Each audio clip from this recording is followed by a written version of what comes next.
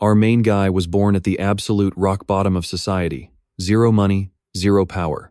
Basically, the guy had absolutely nothing to his name. But stick with me here, his whole life flips upside down when the massive game epoch finally drops. Through pure free-to-play grinding, Lin Jie violently clawed his way up the ranks.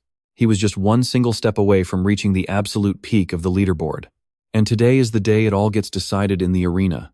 As the undeniable #1 warrior of the entire Epic server, the Undead War Emperor himself is facing off against Baili Changcheng. Baili is a Sword Saint class, ranked #1 among swordsmen, but Lin Jie's raw power is just terrifying. His execution is completely flawless, without a single opening or weak point in his technique. Every strike aims directly for the vitals. He's fighting like an absolute Asura straight out of hell. Meanwhile, on the other side, Baili is looking way out of his league. His defenses completely crumble, leaving him entirely unable to fight back. In one clean hit, Baili's weapon gets absolutely shattered into tiny pieces by Lin Jie. His HP bar instantly drops down to the absolute lowest possible pixel. The crowd is screaming. Now watch closely, everyone here is convinced the champion of the strongest path is about to emerge. Lin Jie casually rests his heavy sword. He walks right up to Baili, flashing a deeply satisfied, hard-earned smile. Reaching his hand out like a true hero to help his opponent up, he says, "Looks like I actually take the win this time. I really lost, huh?"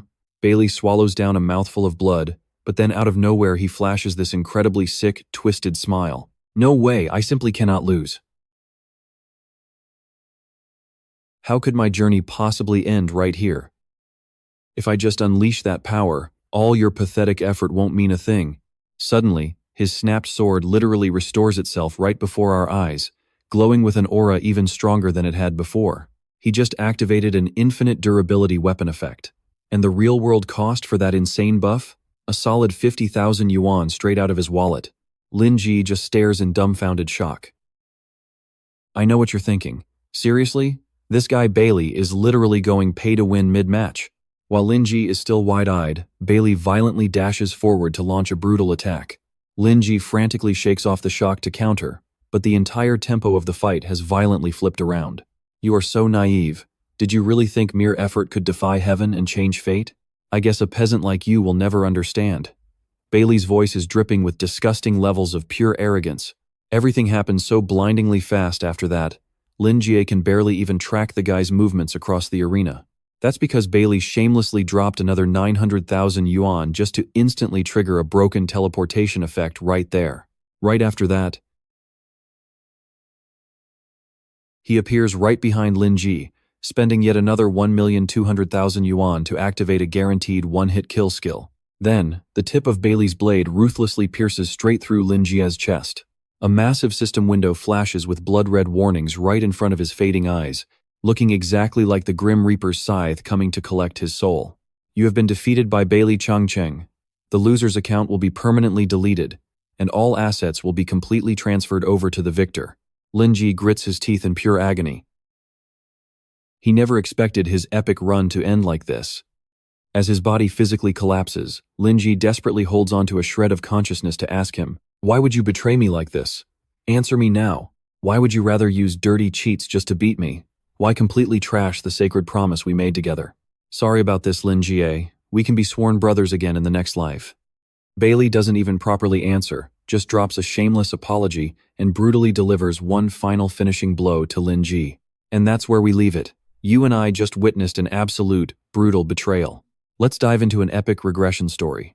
The warning screen flashing in front of Lin Jie changes again, stating he's completely disqualified from the tournament. Lin Jie can feel his own body slowly disintegrating into nothing. He actually failed. Game over. And he lost in the most bitter way possible. He was just one single step away from claiming the supreme throne in the world of Era. This time, he even bet his actual life on the line. But it still ended in total, crushing defeat. All because of his rival's dirty tricks. Lin Jie gritted his teeth. If he could just get a second chance, he'd use absolutely any means necessary to take that throne. Warning. Player status revoked. That cold system prompt is the very last thing Lin Jie ever reads. Then, out of nowhere, his eyes snap wide open. The agonizing feeling of a sword piercing his chest? Yeah, still there. It hurts like hell, leaving him gasping for air in pure panic. Eyes wide, Lin Jie is still panting heavily, drenched in cold sweat. Then he realizes he is just lying in his own bedroom. Bro, why are you lying stiff on the floor like that? Cosplaying a dead body? A sharp voice suddenly calls out from above him. Now watch closely.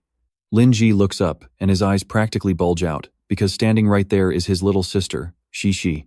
Wait. 3 years ago, she fell into a deep coma after a terrible car crash. If it wasn't for all the heavy life support machines in the intensive care unit, she wouldn't have survived. Because of that, Lin Jie spent every single penny of his gaming prize money, just to cover his sister's massive hospital bills. But now, she is standing right in front of him, sounding completely energetic and perfectly fine. Lin Jie instantly jumps up, grabbing her by the shoulders and shaking her non-stop. Shi, are you okay? Aren't you supposed to be lying in a hospital bed? Now it's Shi's turn to glare at him. She immediately shoves her brother back onto the floor. Then she straight up puts him in a headlock. Damn it, did staying up all night melt your brain? Who was the idiot sitting at the screen all night waiting for the servers to launch? Why are you pretending to forget now? His sister's rant leaves Lin Jie even more confused. What do you mean waiting all night for the servers? He practically begs her for answers. What is today's exact date and year? Even though she thinks her brother has totally lost his mind, she answers him. Today is the official open beta launch day of Era Online, you absolute dummy. Her words make Lin Jie want to curse out loud even more. You and I both know what this means. Today is June 22nd. 5 years ago. He actually regressed back in time. Lin Jie instinctively brings a hand to his chest, the exact spot where Baili stabbed him. When that traitor stabbed him in the back, he felt absolute despair, cursing the heavens for ending his path. But who would have thought? The scales of fate just tipped entirely in his favor. His life, his game, everything has a chance to start fresh right from the beginning. Lin Jie sits on the floor, his whole body shaking with a crazy mix of emotions. Sure, he failed once, but now he has the ultimate do-over. Since that's the case, Lin Jie swears that this time, he will reach the absolute peak of Era at any cost. And he will pay back his past life debts in full, he silently calculates. With the money saved from 3 years of hard work, plus another 100 grand he borrowed from high-interest loan sharks, he can easily afford a gaming helmet and jump right back into the action. That heavy gear looking just like a motorcycle helmet? It is actually a high-tech VR headset for Era. Over time, this game basically developed side by side with the real human world. It created a massive global fever.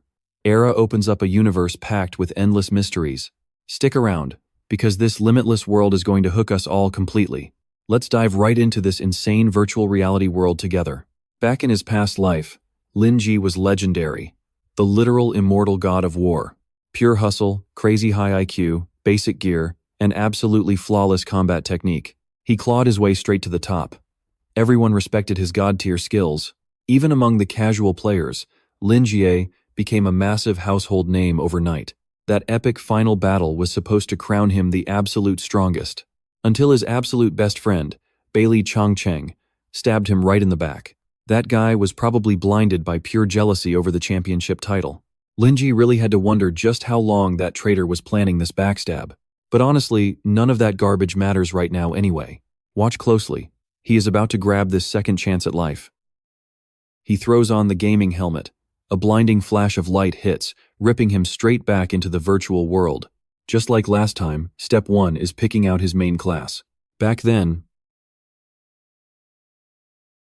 the official developers of Era Online absolutely refused to drop any strategy guides or updates. So every single player logging in here went in totally blind. They had to figure out every mechanic completely on their own. But for our boy Lin Jie, a hardcore 5-year veteran, this game holds zero secrets from him. Grinding and exploring will be an absolute cakewalk. That massive knowledge gap is his biggest weapon this time around. Reborn and ready, Lin Jie is locked in to achieve everything he missed out on during his past life.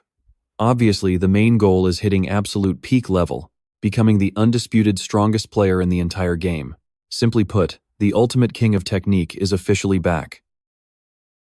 Spawning into the starter village, but Lin Jie is definitely not the clueless noob from before. Except the way these random players look at him right now is honestly pretty hard to describe. What year is this? Who still picks the warrior class? Is his brain actually broken? That is literally the absolute worst class in the entire game system. Even a dog would skip that garbage tier. He does not even have a decent starter weapon, yet he is walking around strutting like a boss. Who is this broke loser trying to fool? Lin Jie just completely ignores all their pathetic little whispers. Can you believe he actually picked that exact same path? Choosing the warrior, with absolutely trash starting stats. He remembers, exactly 2 years ago, chatting with Baili, he swore that even if he respawned, he would always pick this class. Back then, Baili could not understand it at all. Because to him, only low-tier trash players would ever choose to be a warrior.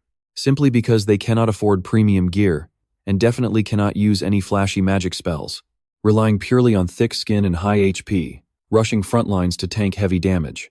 Honestly speaking, warriors are literally just born to be disposable meat shields.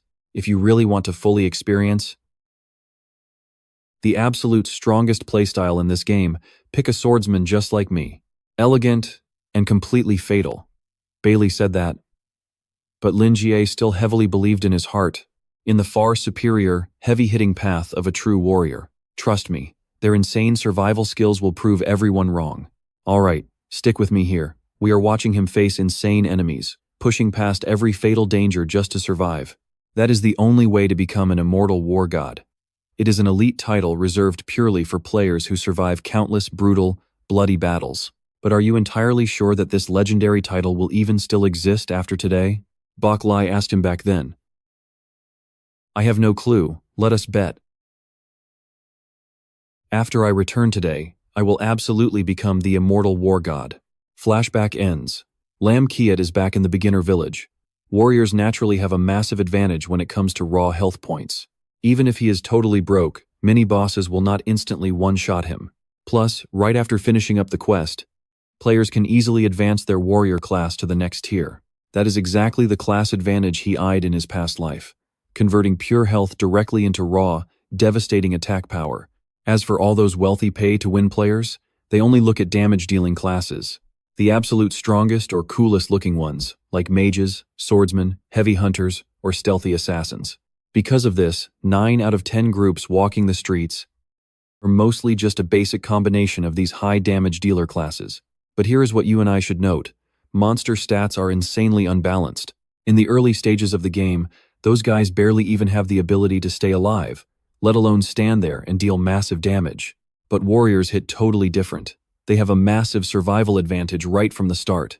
Plus, the biggest weakness of this specific class is exactly what Lam Kiat can completely cover up using his deep understanding of the game mechanics. Very quickly, the first quest called Fresh Off the Boat is issued, and it requires Lam Kiat to go report directly to Alet in Cat Town within 5 minutes flat. He is the beginner guide NPC right here. Seeing that serious face completely clashing with those incredibly ragged clothes, Lam Kiat suddenly feels a huge wave of nostalgia. He never expected to actually meet this old man again. Before he can even speak, someone starts yelling loudly, "Hey, you garbage warrior, you just bumped into this Grand Master right here." He looks up and sees a level 2 paladin named Baili. "So you want to go over there? In the name of the holy light, I am charging you 1 copper coin. Otherwise, you are not passing through." I gotta say, Paladin is absolutely one of the most popular classes for all those heavy spending players during the early stages of the game. It is a highly versatile class, combining solid damage output, healing abilities, and heavy crowd control all in one. Hard to believe the server just opened half an hour ago and Baili hit level 2 already. I know you and I recognize this classic dirty trick exposed in his past life forums. Right after creating a character, they spend crazy cash buying beginner experience packs to level up. Then they abuse the level gap, bully the weak, and specialize in collecting stupid protection fees. Baili and his arrogant attitude right now is honestly an absolute eyesore. Lam Kiat knows damn well that people like this actually understand absolutely nothing about the gameplay. Even their gear is complete trash. In other words, he's just a pathetic paper tiger. The best reward given to every new player is 10 copper coins in their pocket. Even if he only collects 1 coin per person, he still makes a profit. But even if it is just a single coin, our boy is not letting him take advantage. On what grounds do I have to give my money to you? He claps back. Trust me, you and I know this bully picked the wrong target. Stick with me, because you and I are about to watch this trash talker get wrecked. He screams, "I'm way stronger, so delete your account and start over, idiot." Saying that, Baili instantly drops his hand to his sword hilt. But the second that blade even twitches out of its scabbard, Lin Jie completely locks his wrist down. His physical strength is absolutely insane. No matter how hard the bully struggles, he can't move an inch. This right here is one of the absolute most basic starting talents for a warrior enhanced grip. Normally, it just stops you from dropping your weapon in combat.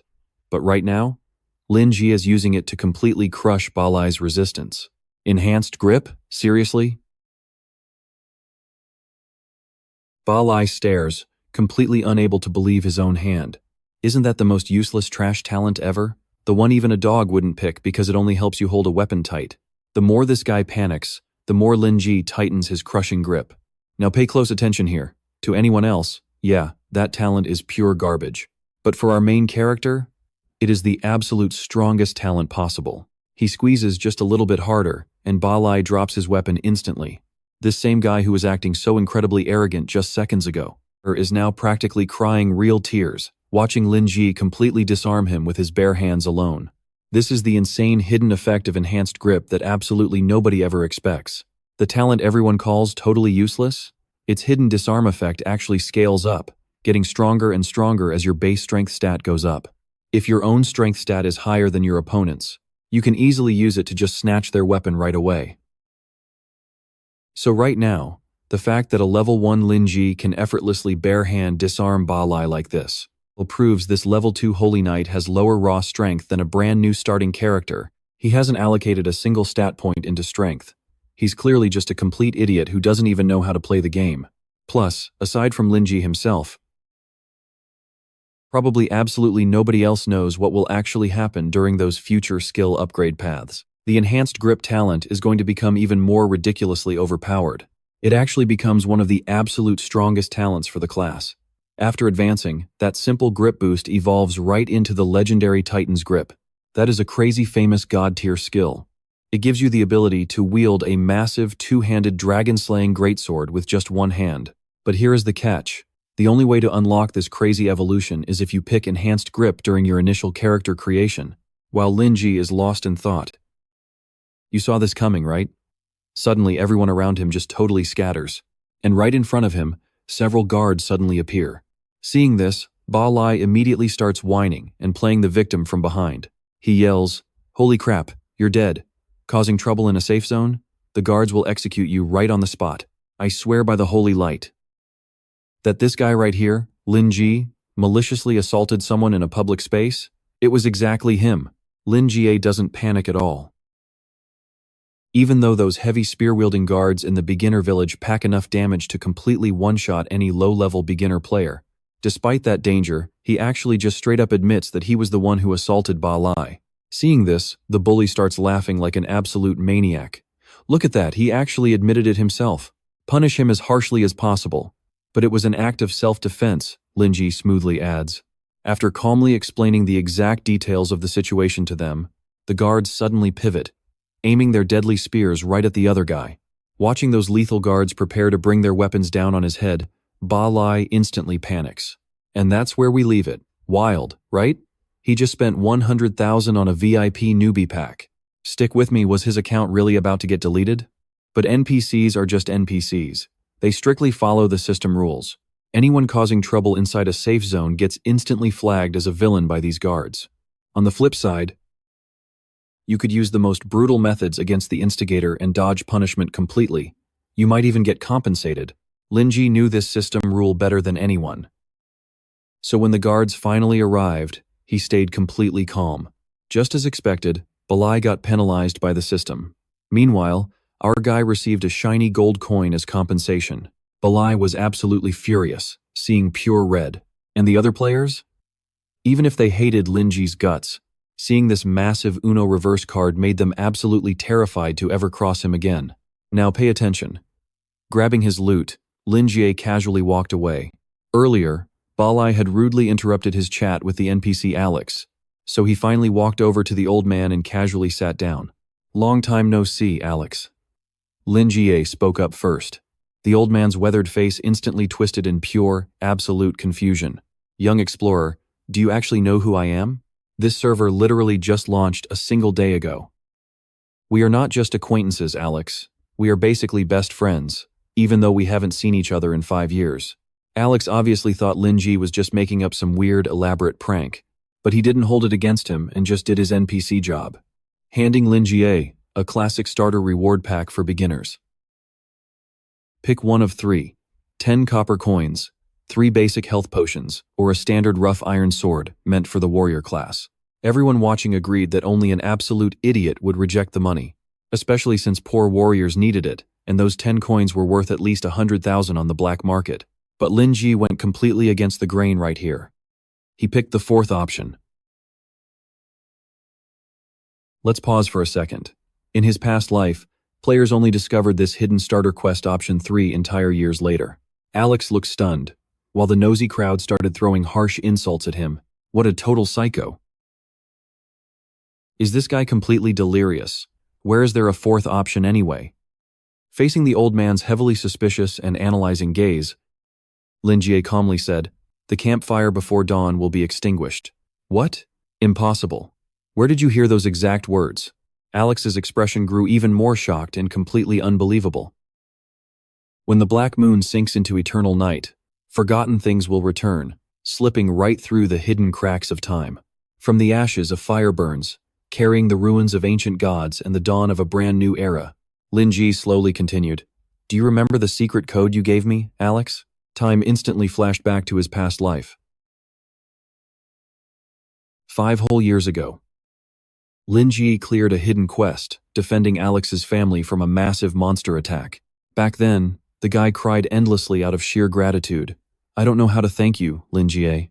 I am just a beginner guide NPC, so I really have no decent rewards to give you at all. But what if, even on the slimmest chance, you ever end up needing my absolute help someday, tell me this secret code. Trust me, you'll want to remember this. It works, even if the system completely erases my memory." Alex smiled, saying he would always remember him as the guy who saved his life. "All right, jump in with me." That secret code Lin Jie just dropped came straight from his previous life. Pure shock flashed across the old man's eyes, but he quickly covered it up and stayed calm. Obviously, Alex had absolutely no memories of the past timeline, but right now, he was totally convinced that Lin Jie was an incredibly important person to him, and just like that, the hidden quest activation conditions were completely met. Meanwhile, Lin Jie successfully unlocked the highly coveted 4th reward pack. This was no basic beginner gift. It was a massive reward, meant only for returning veteran players. Back in his previous life, Lin Jie was literally 1 step away from becoming the absolute strongest. But in the end, he got completely crushed by some seriously unfair and dirty tricks. Even though heavy injustice is just a normal part of this brutal world, he simply refused to roll over and accept it. Lin Jie instantly picked that 4th reward, and a super rare initial talent stone dropped right into his hands. Watch closely here. This item grants an extra talent, and the entire crowd watching just dropped their jaws in absolute pure shock. Over and over, they kept gasping out loud, "Holy crap, is that a custom talent selection gem? Every single account can only bind a starting talent once when the game begins. You literally could not buy this even if you burned millions." Lin Jie gripped the stone tightly. This time he plans to be the absolute strongest, so he needs the best gear from day one. Cracking this hidden quest was the very first step in completely rewriting his tragic fate. Without hesitating, Lin Jie used that epic stone to lock in his crazy second talent. It was the Oath of the Sword. Alex explained this specific oath acts as a talent, created by the legendary sword Saint Casimir. Anyone who trains it officially becomes a true bearer of the sword's oath. They instantly unlock some seriously superhuman sword fighting abilities, but they are cursed to only fight with swords for their entire life, a huge limitation. So he had to double check to see if Lin Jie was absolutely certain about this insane choice. "Of course, I am completely sure," he fired back. Just seconds ago, Lin Jie had that entire crowd seeing red with pure, unfiltered jealousy. You and I both know the crowd is clueless, but right now they just turned him into a massive laughingstock. Haha, he actually picked the sword oath. I cannot believe massive idiots like him still exist today. Picking sword arts as a second talent? He basically chose an absolute trash tier, low-level weapon. And he actually feels confident he can fully master it? What an absolute pathetic noob. Totally unlike those haters, Alex did not mock Lin Jie for his controversial choice at all. He simply stated that the strongest weapon on Earth is never the actual blade itself. but the epic swordsman wielding it. Because of this, Alex heavily believed a fiercely determined guy like him would do great things. After giving his thanks, Lin Jie quickly turned and left the area. In his past life, he had to grind all the way to level 30 just for a second talent. But this time, he grabbed it right at the starting line, meaning his base combat power was already off the charts. From here on out, he will level up insanely fast. That huge gap to claiming the title of the absolute strongest just got one step closer. Any early pay to win advantages from burning cash drop off a cliff right after level 5. Those rich guys who played the finance system from the start. If they want to keep that advantage, they seriously have no other options left, except burning more and more real-world cash into the game. But truly, free players relying entirely on raw gaming skill. So, what do you and I take from this? Pure skill always wins, even wielding a basic iron sword. Alright, stick with me, even basic gear gets it done.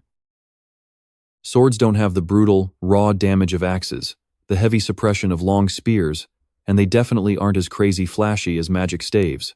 But honestly, other than him, absolutely nobody realizes that a basic-looking sword is actually the one weapon demanding the most insane, true master-level skill to use perfectly.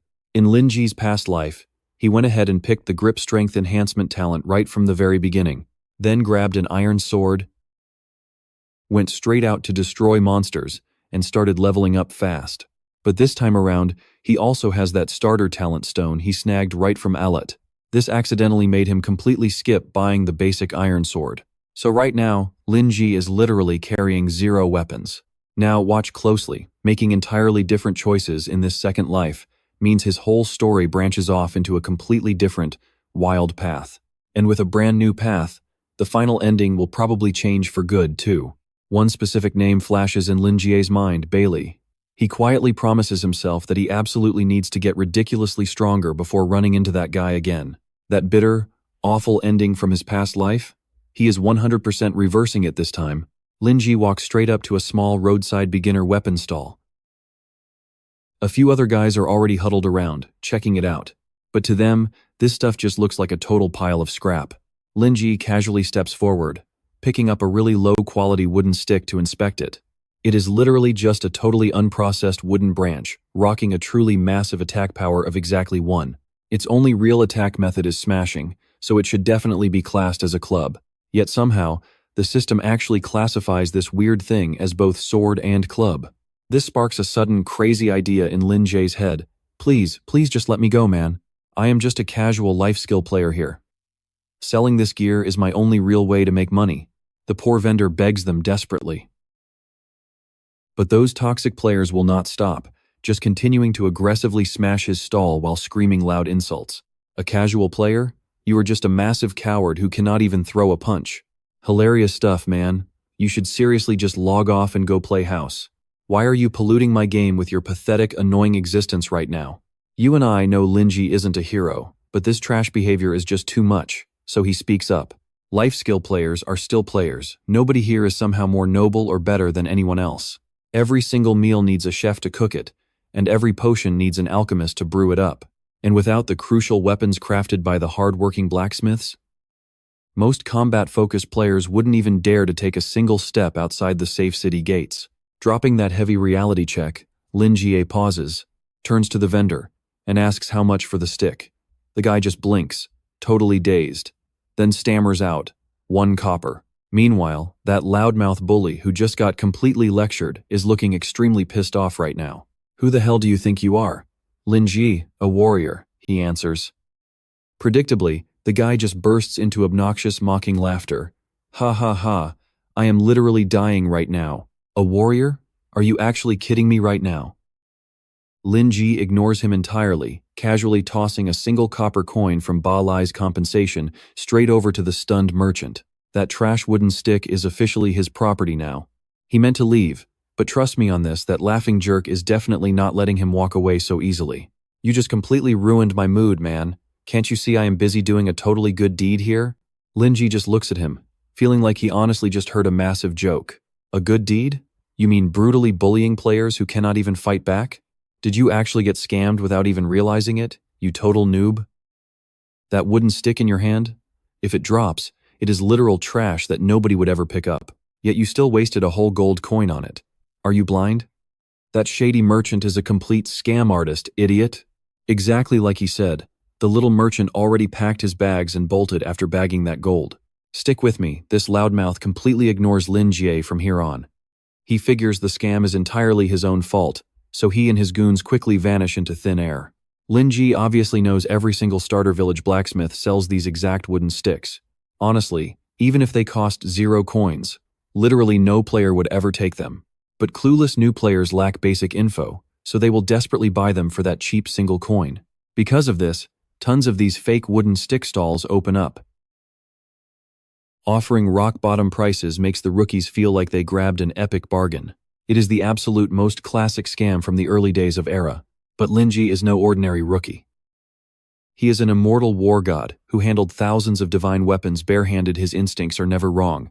He just bought it because this specific wooden stick hides the traits of both a sword and a staff. The game weapon classification system normally would never make this mistake unless it is actually an unidentified divine artifact. Even unappraised right now, Lin Jie can totally wield this thing like a sword. And right after Lin Jie secures his very first real weapon, watch closely now, every rookie suddenly gets a massive world quest called Demon Invasion. Their main objective is defending the gates of Miao Town from invading demons while guarding the crystal in the center. Lin Jie knows perfectly well that Miao Town sits right on Era Continent's strategic frontline, making it one of the absolute hardest hit zones for plagues and natural disasters. This causes terrifying demons to show up endlessly here, spawning highly aggressive level 2 monsters right outside the northern gates of the town. In his past, I know what you're thinking, but 1 year later, this town gets permanently wiped off the map. It was most likely totally destroyed by this exact same army of demons. The other rookies obviously have absolutely zero clue about the danger. Right now they are super hyped because killing these mobs drops insane amounts of experience points. And among all the players rushing toward the north gate is Lin Jie. A guard suddenly blocks his path, explaining that despite the total emergency, they do not want new players throwing their lives away here. The guard strongly advises him to head back to the other 3 gates and hunt low-level monsters outside before coming here. But Lin Jie is dead serious. No need, just let me pass through. Once you leave this town, you will completely lose any newbie protection mechanics you have. The guard warns him again. Alright, I will find enemies on my own level myself, he calmly replies. But trust me, we both know his true power makes their levels absolutely meaningless. Seeing his iron resolve, the guard finally opens the gates for him. Right then, Lin Jie gets a sudden system notification. Just because he did something completely fearless and brave. So his reputation in Miao Town instantly shot up by 100 points, hitting the friendly status. Stick with me here. Epoch secretly rewards players who push past their absolute limits. If an NPC actually believes a player is trying to pull off a mission with insanely high difficulty, their favorability meter skyrockets, which completely unlocks those epic hidden quests. Exactly as Lin Jie predicted, a guard immediately came sprinting right after him. Wait, if you are really doing this, can I ask a huge favor of you, brave adventurer? The system instantly flashed a notification for a side quest. The quest was titled Captain's Request. This mission was locked for level 3 players and up, but Lin Jie was still level 1. But this was all perfectly going according to his plan. 3 of my men are trapped inside the camp of the elite fear demon, Chanter Griffin. Please help me recover their bodies so we can hold a proper funeral. A desperate captain's plea. But Lin Jie had zero intention of just stopping at collecting a few dead bodies. Now watch this. Fighting way above his level guarantees an insane bonus reward drop. And right now, this insane gamble could totally rewrite Miao Town's entire future. Smirking, Lin Jie told him, "You do not need a funeral at all, Captain Lance." "You know my name?" the guard asked back, completely stunned. "I will personally rip them right out of Chanter Griffin's hands myself and save Miao Town from him. So just get the celebration party ready." Lin Jie replied confidently. He knew exactly who his target was. The rookie destroyer, Chanter Griffin. If he wanted to completely clear out this dungeon, that boss had to be defeated by a player way below the dungeon level requirement. That is why Lin Jie intentionally kept his level at the absolute bottom before taking this quest. Sure, this made his base attack damage super weak, but relying purely on raw mechanics and his deep knowledge of boss patterns, he could absolutely crush a god-tier boss creature right from level 1. It is just that these massive secrets could not be shared. You and I know nobody would believe him anyway. Sure enough, Lance practically panicked hearing he was going straight for Griffin. He quickly tried stopping him. No, that is completely impossible. Unless a total miracle happens, just do your assigned job, and wait for Chanter Griffin to leave. Relax, man, I am that miracle. Lin Jie spoke with the pure arrogance of an absolute powerhouse. Actually, his massive confidence was 100% justified. In this life, he would personally tilt the scales of fate entirely in his favor. Stepping outside the city gates, the heavy stench of fresh blood made Lin Jie flinch. Oh yeah, Epoch was a nightmare difficulty game, designed purely to make players suffer. But with rewards this high, gamers from all over the world still flooded the servers. Ahead of Lin Jie, several player groups were already out there hunting monsters. He was running solo, while all of them grouped up into full squads. Teaming up was definitely the smartest survival strategy for any average player out there. But Lin Jie was not your average player at all. He planned to ignore them. But trust me, you are not ready for who he heard next. Joe. Alright, stick with me here. Isn't this that exact same idiot who got totally scammed? Still hugging that precious little wooden stick of yours? Look at him, boys, huh? Turns out it really is that complete noob from the street weapon stall. Lin Jie could not care less. He just muttered the word boring and walked straight away. But this arrogant squad? They definitely were not going to let him off that easily. One massive guy stepped right up, blocking Lin Jie's path and judging him from head to toe. Hey, newbie warrior planning to solo farm monsters? Heh. Looking at those absolute rags, he is 100% a fresh noob. When he is basically half dead, he will definitely beg to join our party. The rest of the team openly mocked Lin Jie too, because not only is he a pathetic level 1 warrior, his only weapon is literally a wooden stick. They figured even if he tagged along, he would just be completely useless deadweight anyway. Lin Jie just sighed, way too tired to argue back. Teaming up drops the risk, sure, but splitting the loot means the rewards take a massive dive. Soloing a single monster gives you literally 5 times the total payout of a full squad. Why would he not go solo? In other words, if you actually have the power to solo, joining a party is just a massive, unnecessary disadvantage. Lin Jie tried to leave, but that cocky knight went to grab his shoulder. Now watch this. Instead of Lin Jie, the knight himself got violently shoved backward, even with that huge size advantage. Weird. What just happened? The guy hissed in shock. Lin Jie shot him a look of pure disgust. He thought to himself, this cocky knight looks super tough, but his actual physical body is unbelievably weak. If his gamer instincts were right, his initial starting talent choice was clearly the rare Holy Fire Retribution. This skill covers your entire body in blazing holy flames, making you look absolutely incredibly strong. But what is the brutal cost? You permanently lose 2 base strength points. Your body becomes as completely fragile as paper. That basically means you are throwing away your entire ability to fight on the front line as a real knight. Realizing this, Lin Jie could not hold back his mockery. A knight who only hides safely behind his team?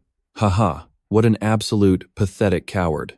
Hearing that insult, the humiliated knight wanted to rush in and settle the score instantly. However, his angry attack got suddenly cut short, because Lin Jie received a flashing system warning. A level 2 terror fiend had targeted him. That coward quickly bolted away, tossing one last nasty line back at him.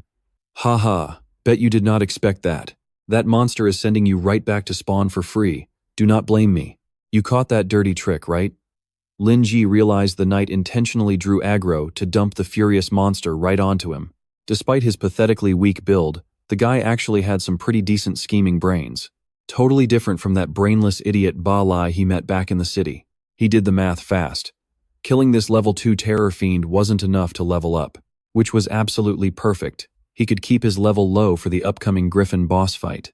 He had to fight anyway, might as well use this beast as a quick warm-up. Seeing that Lin Jie wasn't running, but instead charging straight at the terror fiend, the entire squad was left completely dumbfounded. They honestly thought the fear had driven him completely insane. Lin Jie rushed in overflowing with absolute confidence. He read the enemy's movements flawlessly, dodging every single strike with ease. Because as a true warrior, brushing right up against death is the only real way to grow stronger. Only by throwing yourself into mortal danger can you ever forge yourself into an immortal war god. Only by relentlessly challenging extreme danger can he reach the absolute peak of strength in this life. Wake the hell up, you absolute idiot. We both felt that. Lin Jie landed a brutal critical strike, shredding 6 health points off the enraged beast. Its attack power instantly shoots up by 50%. The others freeze in absolute terror. Stick with me here, because this beginner monster is fully charged up. Rushing in right now is basically a guaranteed death wish. But Lin Jie charges right in anyway. Why? Because his current attack power just isn't cutting it. He has to get right up close and personal. And this reckless dash totally pays off. His massive critical strike instantly shaves another 10 hit points off the terror demon, completely knocking the weapon right out of its hands. While the beast is busy grabbing its head in agony, Lin Jie goes completely all out. A relentless storm of rapid, heavy strikes. Rains down without stopping. Seconds later, he successfully secures the solo kill. He immediately bags 100 experience points and 5 copper coins, constantly breaking past limits. This right here is exactly how you open a true era. That wild performance from Lin Jie just now, it completely shattered everything that other party thought was possible. You and I both know how crazy this is. He used a literal wooden stick. A level 1 player solo killing a level 2 terror demon? Absolutely insane. That night guy still actually thinks it was just pure dumb luck. But their captain was watching closely, and he immediately noticed something entirely different. He stands up, walks right over, and says, "Interesting moves, kid. You must be a veteran player from one of the era closed beta tests, right? You clearly know this specific combat mechanic. Players with less than a few hundred hours definitely cannot pull that off. Do you want to team up with me? We are currently short 1 expert." He offers this up looking super friendly and welcoming, but Lin Jie shuts him down instantly. He has absolutely zero interest. The guy does not give up that easily though. He keeps pushing. Heading this way, you are planning to challenge Griffin the Chanter, right? The guide explicitly says you need a 5-man party. Right now, my team already has 4 people. You are the exact missing piece we need. The second he finishes talking, Lin Jie gets a system notification. Red invites you to join. Accept or decline. So it turns out this annoying guy is actually named Red. To drag Lin Jie onto his team, he even offers a straight 50-50 split of the final reward money. However, Lin Jie is still completely unmoved by this flashy offer. Now, here is the thing we need to remember. 5 people is just the system's recommendation for Griffin. It is definitely not a strict requirement. Seeing Lin Jie acting so incredibly stubborn, Red starts breaking a nervous cold sweat. You are not seriously planning to solo this thing, are you? This kind of group dungeon cannot be cleared just relying on one single player's mechanics. It is practically impossible. Listen to me, kid. The first clear reward for taking down Griffin includes a very special title and powerful legacy gear. Right now, there are no less than 20 different groups across the entire server trying to pull this off, and our team absolutely has the highest chance of succeeding. Us wanting to team up with you is actually your lucky break. Red says this like he is doing a massive favor. His lackeys nod aggressively, quickly jumping in to add even more info. During Phase 2, Griffin is going to summon several elite class monsters. If you do not have a tanker taking hits, you will just get wiped out instantly in one attack. Hearing all of this, Lin Jie just bursts out laughing. He sweeps a cold, knowing look right over them, seeing completely through their little act. It is not that you guys need an expert. It is just that I happen to be a warrior, right? Red instantly shakes his head in denial, claiming he genuinely respects the kid's skills. He insists Lin Jie's sheer power is a totally perfect fit for his elite squad, and definitely not just dragging him in to fill a missing tanker role. Of course, Lin Jie is not falling for this trap. Trust me, he sees right through them. They just want a sacrificial pawn. Just drawing the boss's attention, that's all. Seeing Lin Jie close his eyes in deep thought, Rick carefully asks him again a moment later, completely expecting him to just refuse again. But stick with me here, Lin Jie actually agrees right away. Our guy is no idiot. The difficulty and the loot drops for this dungeon boss scale directly with how many players join the fight. If a full 5-man party enters the battle, the boss activates its full power combat mode, and taking it down will drop a very special reward. After all, once this hidden chanter quest is fully completed, Griffin gets permanently deleted from the boss roster. That means his loot drop? Completely one of a kind. In this life, Lin Jie plans to be the absolute strongest, so this unique reward is insanely crucial for his upcoming leveling journey. Sure, he agreed to join their little party, but internally he's already calculating the perfect chance to snatch that exclusive drop all for himself. Later, along the road heading to the Griffin Chanter dungeon entrance, Lin Jie casually slaughters a whole bunch of terror demons. Jack's group just watches him and lets out a massive, frustrated sigh. What an absolute idiot. You're supposed to save your stamina before a major dungeon, Jack mutters. Does this fool even know how ridiculously hard early game recovery potions are to find? The mage standing right next to him chimes in too. People already did the math. Killing 100 monsters barely gets you 2 copper coins, let alone dropping a single piece of green tier gear. Aside from the freebies you get in those cash shop bundles, hardly any players are getting their hands on green equipment during day 1 of the server launch. The knight named Black adds his 2 cents. After Lin Jie finishes wiping out another monster pack, now watch closely. The wooden stick in his hand suddenly glows, flashing a notification that it is searching for a host. Black speaks up again. Stop looking at that. Monster weapons aren't something we players can even use anyway. Basically, it's the classic rule of no picking up trash. If we could, people could just easily pick up monster weapons to sell. The in-game economy on the very first day of the server launch would have inflated by 100 times already. Clearly, Black has absolutely no clue what Lin Jie is actually trying to find here. He couldn't care less about those garbage, broken weapons from the terror demons. It's just that the system keeps relentlessly pinging him. That little wooden stick is still searching for a host. I know what you're thinking. Does it want to fuse with a monster's gear? Exactly. With that thought in mind, Lin Jie starts searching again. He finally spots a sharp blade, instantly fusing it right into the wooden stick in his hand. Branches of the world tree are merging with the weapon. The system notification pops up right in front of him. Lin Jie obtains the terror demon's coiled blade. Critical hits now increase bleeding effects. However, critical rate is -99%, attack is +10, and overall strength gets +1. Wait, branches of the world tree? Lin Jie suddenly remembers. He definitely saw this exact thing at a massive auction 3 years ago. Their shapes can totally change depending on the location and the owner, but every single one of them starts out looking like a simple wooden stick. The truly overpowered part of this legacy weapon? It can wrap itself around absolutely any object and instantly turn it into a high-tier sword. To be more precise, it's essentially a god-tier artifact that acts like a universal sword hilt. In the end, this insane legacy artifact was auctioned off for a staggering 100 million yuan. Even Lin Jie couldn't believe it. So what do we learn here? That 1 copper stick he bought? Pure god-tier loot. At the very beginning, stick with me here, players only start with basic white gear, or absolutely nothing. But even the lowest level beginner monsters are completely geared up with uncommon green items. So the power gap between early players and their monster enemies is just completely unfair.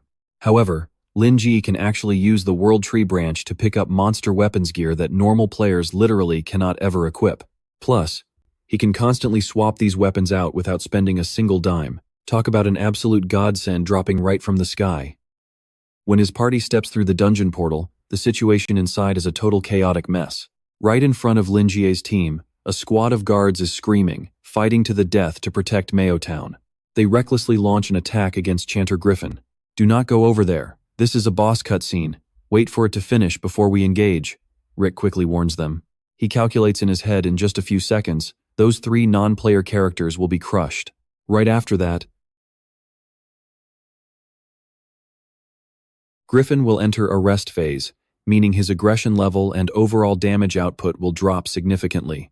He signals for everyone to wait, planning to yell out the order to charge in together. But here is where it gets wild. Lin Jie has zero interest in watching this cutscene. So instead, he shouts out loud, "Everyone stop fighting and head back to the city. Guard Captain Lance is waiting for all of you." His crazy action leaves Rick and his entire group completely speechless. These guys are not players, just basic non-player characters meant to push the main storyline forward. They actually help weaken the boss, yet Lin Jie completely wastes this massive free advantage. He actually tells them to stop and chases them away. And the craziest part? Hearing Lance's name, the guards actually stop fighting and obediently walk away just like that. Explaining this absolutely insane move, he claims his combat style is jumping straight into battle. It is a much faster way to engage than waiting out a boring cutscene. But the heavy price players pay for forcefully interrupting a cutscene like this is that the enemy becomes way more aggressive and dangerous. especially toward the very first character charging onto the battlefield, and those guys are usually the tank warriors assigned to pull all the boss aggro. Is this guy an absolute idiot? Instantly starting the fight. One of the party members screeches. Rick immediately orders the other three to let Lin Jie handle it alone, while they step far away from the boss aggro zone. You and I know the truth, he never planned on genuinely teaming up with them anyway. And this time, Lin Jie is not just being stubborn or reckless, there is a real reason he has to do this. The world line has shifted directions, meaning quests could completely change too. In this current life, he is the exact person disrupting the entire world timeline, the butterfly effect reshaping everyone's ultimate destiny. So he absolutely has to be proactive. Watching Lin Jie fight Griffin head-on, those guys obviously do not think he can actually manage to take the boss down. Rick quickly instructs his followers again. We successfully tricked this little pawn into testing out the boss mechanics for us. Now we just wait for the boss to kill that idiot and enter its very first rest phase. Then our squad will immediately charge right in and steal the exclusive first kill reward. He feels his master plan is absolutely flawless and completely foolproof. But the guy standing next to him cannot help but remind him, boss, according to the system design, the rewards will be split evenly among party members. He will definitely take away a huge chunk of our experience points and all our rare rewards. Watch closely, you and I are about to see a classic betrayal. A sneaky smirk flashes across Jack's face. Instantly, Lin Jie gets the system alert. He has been completely kicked out of the party. Even while busy dodging Griffin's massive attacks, Lin Jie still finds a split second to read that notification. He isn't surprised. He isn't even angry. This just proves his gut feeling was absolutely spot on. Those absolute scumbags only dragged someone out here to act as dead meat. They wanted to chip away at the boss's health, making things way easier for themselves later. Those guys figured a full 5-man team would struggle against the Chanter Griffin anyway. So there was zero chance a level 1 noob could ever beat this thing completely solo. But they miscalculated big time, because Lin Jie is no ordinary rookie at all. He is a literal battle god, reborn straight out of absolute hell. With that, he launches himself straight into the air. He faces Griffin head-on. That Immortal War God title from his past life? Definitely not a joke. The cowards watching from the outside suddenly see a massive, earth-shattering explosion go off inside. Red instantly panics, muttering under his breath in complete shock. Did I hear that right? That blast just sounded like it ripped the actual air wide open. The guy they totally wrote off as cannon fodder, Lin Jie, is somehow still standing there alive and kicking. Plus, he isn't even losing ground to Griffin. Lin Jie's eyes are practically blazing with intense determination, and the weapon in his hands, boosted by his sword oath talent, it gets way sharper and 100 times deadlier. After a fierce clash, Griffin's massive health bar finally drops down. It hits 50%. Lin Jie even smashes the creepy mask right off the boss's terrifying face. Right now, Jack finally realizes they have a serious problem on their hands. Absolutely nothing is going according to their dirty little master plan anymore. Hey, wait, they are actually trading heavy blows. Now pay attention, this is where things get completely insane. By the time those cowards realize something is wrong, Griffin has already triggered his crazy second phase transformation. Hitting this stage, the boss goes absolutely berserk and way more aggressive. But Lin Jie saw this coming from a mile away. In fact, he is the one who intentionally pushed himself right into this insanely dangerous, life-or-death situation. Seeing Griffin winding up for a massive attack, Lin Jie just stands there frozen, not moving an inch. The guys watching from the sidelines get weirdly anxious about this crazy, suicidal move. Is he stupid? Is he trying to tank a fully charged boss-level strike head-on? He is totally dead. It is our turn next. Get your weapons ready right now. Boom! The whole world shakes as thick dust and debris completely block out the sky.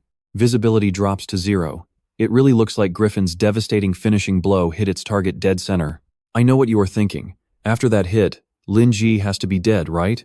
Well, what seems completely impossible to those cowards is just another Tuesday for our guy Lin Jie. He purposely chose the warrior class that everyone else claimed had absolutely zero future, only to pull off a literal miracle that nobody in this game ever saw coming. You people do not understand, and you do not want to. In this world, not everyone is born with the luxury of having choices. Lin Jie quietly mutters. Standing tall right in the center of the blast zone, he clearly tanked Griffin's ultimate attack without flinching. And yet, he hasn't taken even a single scratch. 5 years ago in his past life, right before the game servers officially launched, Lin Jie visited a gaming helmet store. The shop owner told him the current price tag only covered the physical gaming gear itself. Once inside the game, different class tiers would literally cost you based on their overall popularity. Rich players buy the best classes. Trust me, you will want to see what happens next. And those completely broke players? Alright, stick with me here. Being dead broke meant picking the absolute lowest tier support or human meat shield tank classes. During the server launch, the warrior class was actually given away completely for free. It was the only choice. Perfect for players wanting to grind for real cash, and honestly, the best fit for our penniless main guy, Lin Jie. Just your average, everyday citizen trying to survive. But right then, he discovered a totally mind-blowing truth. To grab the ultimate chance, you actually have to give up literally everything else. The dust finally settles on the battlefield. Seeing Lin Jie block a massive boss attack with just his starter weapon, the crowd absolutely loses their minds. Impossible. A level 1 player blocking a hit like that? There's absolutely no way. Except Lin Jie actually pulls it off perfectly. Past life or present, maximum effort with zero budget in the deadliest training zones was the only real path for an ordinary guy like him. And honestly, in this new life, he's gripping his second chance and his sword tighter than ever, trusting the blade in his hands, and completely trusting his own instincts. His grip strength talent lets him lock down his weapon with insane force, turning a basic blade fully sideways to use it straight up like a shield. That is exactly how he blocked the enemy's brutal strike head-on. With the boss griffin wide open after missing, Lin Jie sees his shot to launch a brutal counterattack. Now watch closely, because giving up all those other options left him staring at the one true opening that mattered. So what if this boss feels godlike? Even gods bleed when he swings his sword. I will absolutely become the strongest player alive. That single burning thought completely takes over Lin Jie's mind. Swinging his blade, he roars with absolute killer intent. Die, you damn griffin. Both sides clash head-on, colliding against each other with pure, earth-shattering power. But Lin Jie pushes through with insane willpower and raw strength, completely overwhelming him. You felt that impact too, right? He glares at his defeated enemy. The system chimes in, you have successfully defeated the Chanter Griffin. But a second later, Lin Jie's legs give out, dropping him straight to his knees. He slowly wipes away the blood dripping from his mouth. He breathes a sigh of relief. Tanking a heavy boss hit with his current stats was cutting it close.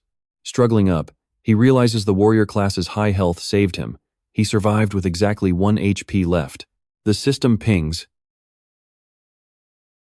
Defeating level 5 boss Chanter Griffin awards a 500% EXP boost and 2,350 EXP. Level up to 2. The status board pops up showing Lin Jie, the returner. Level 2. Race, human. Class, warrior. Titles, currently none. Health, 145. ID number, blank. Rage, 0 out of 100, built by taking damage. New skill unlock requirement, attack 13 to 17. Right of the Dreadfiend's sword, base defense is at 1. Stamina, 8+1. Agility, 7. Intellect, 1. Spirit, 1. Willpower, 3. Rex watches this, completely stunned, asking, did I just imagine that? Rex mutters, confused. Griffin's second phase was completely cancelled. The system updates, and trust me, we are just getting started. The time-limited quest is officially marked as complete. Trust me, you and I are watching history. First Divine Realm player to defeat Chanter Griffin, plus 200 reputation points right there in Mio Town. His Mio Town reputation instantly hits worship level, crossing over 300 points. Right as the system announces it, the fallen Griffin's chest explodes with glowing light. Rick glares, his voice dripping with pure jealousy. Damn it, this guy definitely abused a game glitch. What an absolutely unfair win. Furious, he barks an order, you three, hurry up and grab that floor loot. We entered the dungeon together, so even without fighting, we still get the loot. Hay quickly reaches out his hand to snatch the drops. But he instantly starts shaking. Boss, I literally can't pick this thing up. The system flashes a warning completely unqualified to collect. Seeing this, Hay loses it. What do you mean unqualified? On what grounds can't I grab my own loot? Now pay attention. Rick suddenly realizes the horrible truth. Lin Jie soloed this boss. I literally just kicked Lin Jie out of our party. He grabs his head, screaming the rewards aren't linked to us. We're screwed. Suddenly, a golden bell appears. The system displays its stats Griffin's Golden Bell, an actual inheritance-level artifact. Activating it unleashes a massive, deafening sound wave, granting Golden Bell protection that can easily block one devastatingly heavy attack. Its shattering sound knocks back all attackers, strictly limited to just one use daily. Lin Jie stares at it, muttering, I didn't expect Griffin's drop to be this tiny. He immediately reaches his hand toward the bell, finally claiming his hard-earned reward. Loot collected instantly. Streams of light wrap around Lin Jie, while gold coins are magnetically sucked straight into him. He watches the gold coins literally fly from his hands toward Lin Jie. Holy crap! He gets totally furious and yells, damn it. That loot is obviously ours. Why the hell does he get to monopolize everything alone? Rick raises a hand. Calm down, He. Even if he takes the loot, it's fine. He smirks coldly. According to the Epic's official treasure hunting mechanics, if a player dies, they drop every single item looted within the last 24 hours. You see where this is heading? Time to kill him. Ruth silently calculates the outcome. All those epic rewards will soon be ours. He is still stressed. But boss, this warrior soloed Griffin. His strength is absolutely terrifying. A Che scoffs beside them. What's there to fear? He's badly injured, sitting at exactly 3% health. He opens one eye. System announces Eagle Eye activated. Stroking his chin, A. Che says, just one heavy attack is more than enough to completely finish this guy off. Rick violently grips his blade and commands, boys, turn on player versus player mode. Today, Lin Jie walked into this dungeon, but he won't walk out alive. The squad quickly marches toward Lin Jie, while he just stands there, totally calm. Lin Jie is busy doing math. Killing one boss earned him 100 copper coins, plus tons of alchemy materials. Lin Jie checks his copper balance in the system interface and mutters, right now, a single copper coin goes for 12,000 yuan, so this bag alone is worth 1.2 million yuan on the auction house. Looks like I absolutely made a fortune today. That's where we leave it. Rick sneers from behind. Congrats, idiot. You finally proved your skills. Stick with me, we are jumping right into the ultimate betrayal. Lin Jie turns around, glaring. You backstabbed us and pushed me out. My apologies, but it's late. Rick just wags his finger with a smirk. Hey, we didn't interfere because we totally believed in your strength. And look. You actually managed to solo a crazy 5-man difficulty quest all by yourself. Seriously impressive. Then Rick flashes this absolute snake-like grin. Since we brought you here, we definitely get a cut of that credit, right? Instantly, a glowing red notification pops up. System alert, fatal damage taken. Lin Jie violently coughs up blood. The system throws another massive warning. Until returning to a safe zone, maximum HP is brutally slashed by 90%. All base stats completely cut in half. Rick stands there looking completely smug. We already know how bad your situation is. It ends right here. Squinting his eyes with zero friendliness, he casually drops a reminder. Better remember this. You decided to team up with the infamous Rick villains. Pay close attention to this sick logic. Rick reveals his true colors. Kill the monster. Then kill the players. Cooperate first, then betray everyone. Right behind him, Che draws his bow. Rick laughs like an absolute maniac. And as for you, Lin Jie, he points straight at our guy. It is officially time to cough up every single item you got. Lin Jie stays completely chill as a glowing arrow flies right past his ear. He recognizes it instantly, a hunter-class Eagle Eye skill. Glancing back at the arrow pinned into the pillar, Lin Jie figures out it probably boosts their strike accuracy by a mile, practically guaranteeing a clean, fatal hit when fighting out in open areas. That guy definitely missed that warning shot on purpose. He doesn't even flinch. He stares the group down and asks straight up, what is your point? Rick acts totally generous. Very simple. We want all the epic loot dropped by the chanter Griffin, plus that wooden staff in your hand. Strip all your gear off and hand it over. He aggressively points his finger right at Lin Jie's chest. And if you drop to your knees begging, we just might let you live. Rick's arrogant and incredibly toxic tone continues. But I want you walking out of here completely naked, letting everyone witness your absolute rock-bottom humiliation. He erupts into mad laughter, acting like a total raging psycho. A naked warrior. Some broke, naked loser who actually thought a lucky hit on a boss's weak spot would somehow help him climb up the ranks.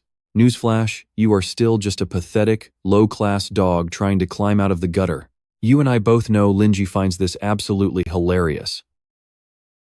He lets out a cold scoff. Well, since we are laying all our cards out, Lin Jie grips his weapon tight and yells right back. My answer is obviously no way. Looking straight at Rick's face, Lin Jie spits back. You are nothing but a tiny pebble on my road to reaching the absolute top. I will not hesitate for a second to crush you and advance. He totally provokes the whole squad.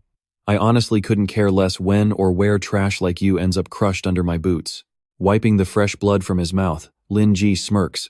If you've got the guts, come kill me, Rick. I am literally begging you. Rick freezes up, completely stunned. Refusing me?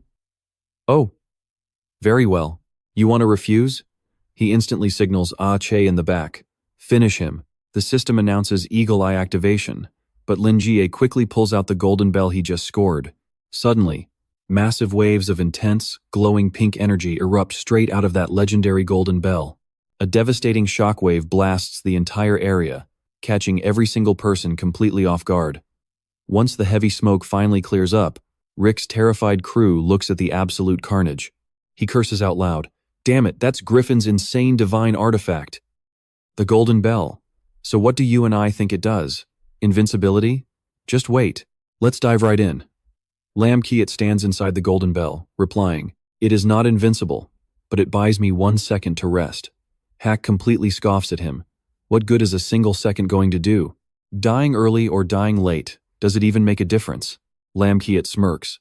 Because upgrading my skill enhancement takes exactly 1 second. Then he casually steps right out of the fading golden bell.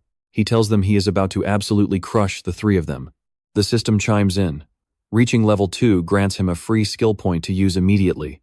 He spends that single point to unlock an exclusive warrior class ability. It is called the Breath of Death. Whenever a warrior falls into a truly dangerous, life-threatening situation, the body triggers Breath of Death to instantly recover a small amount of health. But if the user is near death or completely surrounded by enemies, this skill will actually restore a massive chunk of health. He thinks to himself. Lam Kiat is absolutely certain this will let him completely push past the normal vitality limits of any warrior. Atriat completely panics. This guy just got all of his health back. How did he do that? He even broke the limits of his injuries. Lam Kiat glares with deadly intent, saying, Power from hell, want a little taste of it? Now pay attention here. Mikey screams out, Do not let him scare you. His sword is still stuck in the ground. Attack him right now. Lam Kiat wastes no words at all. His eyes flash as he launches forward like a bullet. Jack watches this insane speed in pure shock. What is this? Lam Kiat dashes in and punches Atriat straight in the face before Jack can even finish his sentence. What just happened? His speed is so fast they cannot react. They only see an explosion erupt exactly where Atriat is standing. Hack and Mikey stare with wide eyes, absolutely terrified. He is way too fast. They are panicking. A simple punch? Only using his bare fists? Atriat died from just one single punch. The system shows a grip strength boost. Without a weapon, he gains a massive buff to his bare-handed combat skills. Rick senses danger and yells an order. Mikey, use Ice Burst to hold him down. Mikey replies, Got it. He instantly casts his Ice Burst technique at him. The system warns that freezing prevents movement. Right then, Hack grabs his blade and leaps into the air. You and I both saw that sneak attack coming. I was already sick of you. This ice crystal will be your grave. Just die. But Lam Kiat quickly dodges out of the way with ease. The system announces his strength test has passed, letting him break completely free from the ice crystals holding him. He simply raises his fist. His eyes are wide open and full of deadly intent. Lam Kiat throws a single punch. Hack's entire body goes flying far away as he screams out in pure agony. Mikey cannot believe his eyes right now. This is completely illogical. My ice storm cannot even control him at all. Lam Kiat turns and calmly replies to him, With enough raw strength, you can easily use pure force to break free from any ice magic binding. This level is nothing to me. Mikey is completely shocked and absolutely cannot understand what happened. Your stats were clearly cut in half because of those severe injuries. So how is your strength stat still high enough to pull this off? In his mind, he keeps denying it. No, this is wrong. Looking at that terrifying battle aura wrapping around his body, Mikey nervously stammers. He does not look like his stats are reduced at all. He quickly turns around and screams, "Atriot, hurry and use your Hawkeye to check his stats." But before he knows it, Lamkiet is already standing right beside him. He grabs Mikey's hand and whispers, "No need for that. That is where we leave it." Lamkiet kindly reminds him, "I just took that hunter out with one punch." "All right, stick with me here." Mikey finally snaps out of it. "Ah, Lin Jie. No, impossible." Humiliation turns straight into rage. Mikey screams right in his face, "Cheater. That is it, you absolutely had to be cheating." Lin Jie's eyes widen slightly in surprise, but Mikey just keeps on screeching. Absolute cheater. That word echoes hard inside Lin Jie's head. It instantly brings back Baili's harsh, bitter words. "You dared to use illegal weapons. Why on earth would you treat me like this?" Baili's cold judgment plays on repeat in his mind. Words are completely useless now. You already lost. Lin Jie suddenly roars. Only by tossing away everything you believe in can someone walk down a path of no return. And there is absolutely zero chance I will ever sink to that pathetic level. He completely loses his cool, violently jerking Mikey by the arm and growling, "You scumbags. When you cannot win a fight, you just cry cheat." Mikey goes totally pale, screaming in absolute pure terror. "You are way too strong. I completely surrender. Please do not kill me. I will quit Rick's evil squad right this second." But Lin Jie shows zero mercy whatsoever. "Way too late," he mutters. System notification pops up, grip strength significantly enhanced. With one brutal fling, Mikey's entire body goes absolutely flying backwards. A massive impact blast where he crashes. The heavy dust cloud finally starts clearing up. Lin Jie's towering figure stands completely unfazed. But right then, a cold voice speaks up from behind. "Now watch closely here. Interesting. You just threw away your only real advantage," he smirks. "Your current class is warrior." Rick declares with an incredibly arrogant, looking down on you tone. "I know exactly how you abused that class advantage to pull off this completely impossible, crazy stunt just now." He grips the heavy blade tight and sneers. "You unleash crazy, unbelievable power even when the odds are stacked completely against you, especially when surrounded by a massive horde of enemy troops." System notification chimes in. Warrior special trait activated, the legendary Last Stand. When heavily surrounded, every single base stat gets a genuinely massive boost. But that surrounded status strictly requires at least 3 active enemies closing in to even trigger properly. Rick speaks incredibly slowly. "Like I said, you need 3 targets swarming you just to get that overpowered buff going. Now, it is just me standing here. Your Last Stand ability is completely shut down. All your little magic tricks end right here, right now." Lin Jie stays cold. "Exactly. So I will just use one clean strike to send you packing back to base." "I know what you are thinking." Rick buffs himself, mocking him. "You still do not grasp the situation, Lin Jie." "Me? I play the assassin class. A pure player killing build completely designed for dominating in a one-on-one. Right now I hold every single advantage. You are nothing but dead meat." Rick is overflowing with pure arrogance, screaming at his target. "Time to take your pathetic little life right this second." Done talking, he launches himself straight at Lin Jie with an absolutely terrifying burst of raw momentum. Watching the guy charge, Lin Jie quietly analyzes him. The assassin class specialty is violently exploiting any given weak point. Getting hit anywhere by an assassin permanently slaps an extra stack of weakness debuff directly onto that specific body part. Right now, Lin Jie runs a quick mental check on himself. The most dangerous strike is a direct headshot, immediately adding a brutal blinding debuff to your vision. That makes all subsequent attacks completely miss their target. If your arm takes a heavy hit, you instantly get slammed with a disarming debuff. If the main torso takes a direct strike, you start suffering from a severe bleeding debuff. Taking a heavy hit to the legs immediately applies a devastating crippling movement debuff. He knows exactly how fragile he is here. One clean strike and those nasty debuffs will start stacking up fast. Rick swings furiously, unleashing a flurry of lethal strikes. But Lin Jie flawlessly dodges everything. "So what do you and I make of this? Your footwork is not bad, matching my speed despite that heavy sword. Let's dive into this epic showdown." Rick understands the situation perfectly, smirking that close combat is his advantage. Once an assassin strike lands, even just a tiny scratch is more than enough. It triggers endless stacking debuffs that will leave you completely dizzy and helpless. With a dark expression, Rick spits out a deadly threat. Struggling is totally useless. Pretty soon, You will be on your knees begging me for a painless death. But Lin Jie does not panic at all. He suddenly realizes a key detail. Instantly finding an opening, Lin Jie strikes hard and sends Rick's sword flying away, creating major distance. Rick gets violently knocked back a few steps in shock. He is stunned. Even with his stats slashed completely in half right now, his destructive power is still this terrifyingly insane. The starting strength advantage of a warrior class really cannot be underestimated at all. But he quickly calms his nerves. No big deal, everything is totally fine. If this drags out into a long battle, you are definitely dead. Lin Jie's eyes flash as he shouts, "Who wants a long fight, you idiot? Watch what happens now." He dashes at Rick with lightning speed. "Go repent alone at the revival stone." Rick's eyes widen in sheer terror, completely unable to react to Lin Jie's explosive power. The next second, he finds himself standing totally naked, surrounded by the revival stones. His brain short-circuits, leaving Rick completely frozen and unable to process anything.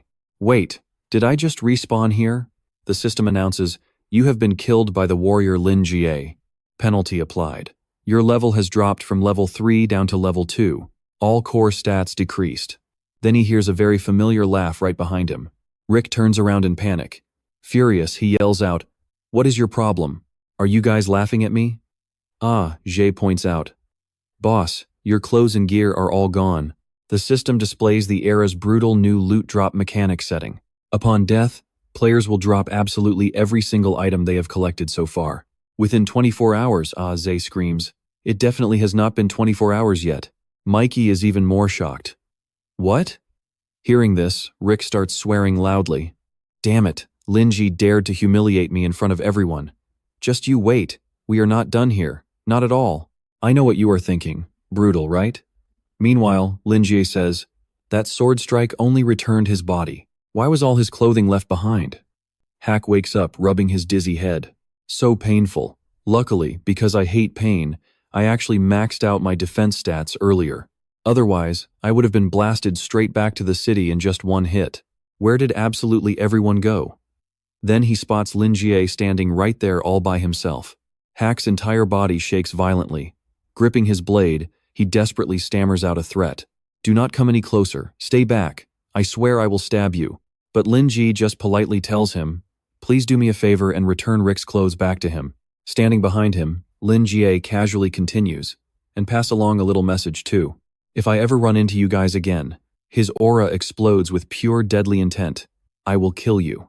Until every single one of your levels hits 0. Hack is literally shaking in terror. He quickly turns around and stutters, "Understood. Got it."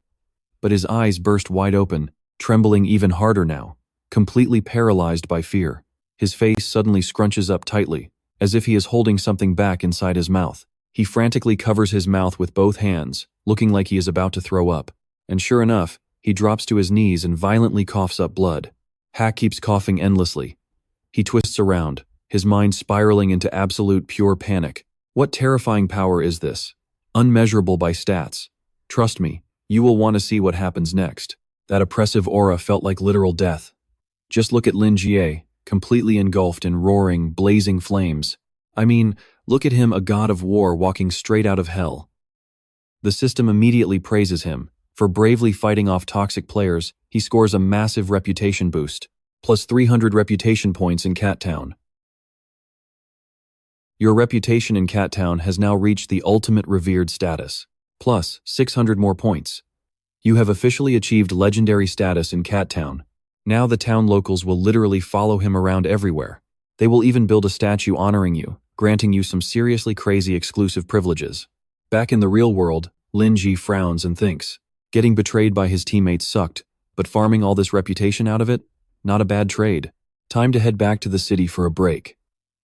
And so, Lin Jie finally returns to base. Every single guard drops to their knees to welcome him. He sees this and completely freezes, totally confused. They all shout in perfect unison, "Please accept the absolute highest ceremony of our cat town, Lord Dobre, the one who creates absolute miracles." The system drops a notification too. "Congratulations, you have officially received the title, Dawn Blade." Those bystanders are thinking the exact same thing we are. What the heck? Why are all these locals bowing? What even is a Dobre? Some kind of special title? The blue-haired player asks out loud.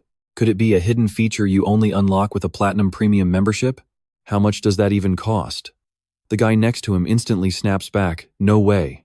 How could a total trash-tier warrior, a guy so completely pathetic that even a stray dog wouldn't look twice at him, suddenly afford a Platinum Premium membership? Lin Jie silently wonders. Dobre. He actually heard this exact title in his past life during a dungeon run. His mind immediately flashes back to 3 whole years ago. The world was swallowed by a massive, never-ending era of eternal night. In a brutal wasteland completely overrun by monsters, the very last glowing spark of civilization was dying out. Right at that moment, a legendary warrior stepped up. He was gripping a weapon that looked incredibly basic, yet somehow, it ignited the very first spark of dawn right through the darkness. First, that massive sword became the ultimate symbol that literally tore the night apart. Then, Lin Jie stares at the dawn blade sitting right there in his system, saying, he launched the absolute final battle during the darkest hour before dawn, and ultimately brought the light back to this broken world. So the silhouette of that nameless warrior standing on the cliff edge, completely surrounded by morning light, sparkling like pure gold. He raised that glowing longsword high into the air under the breaking dawn.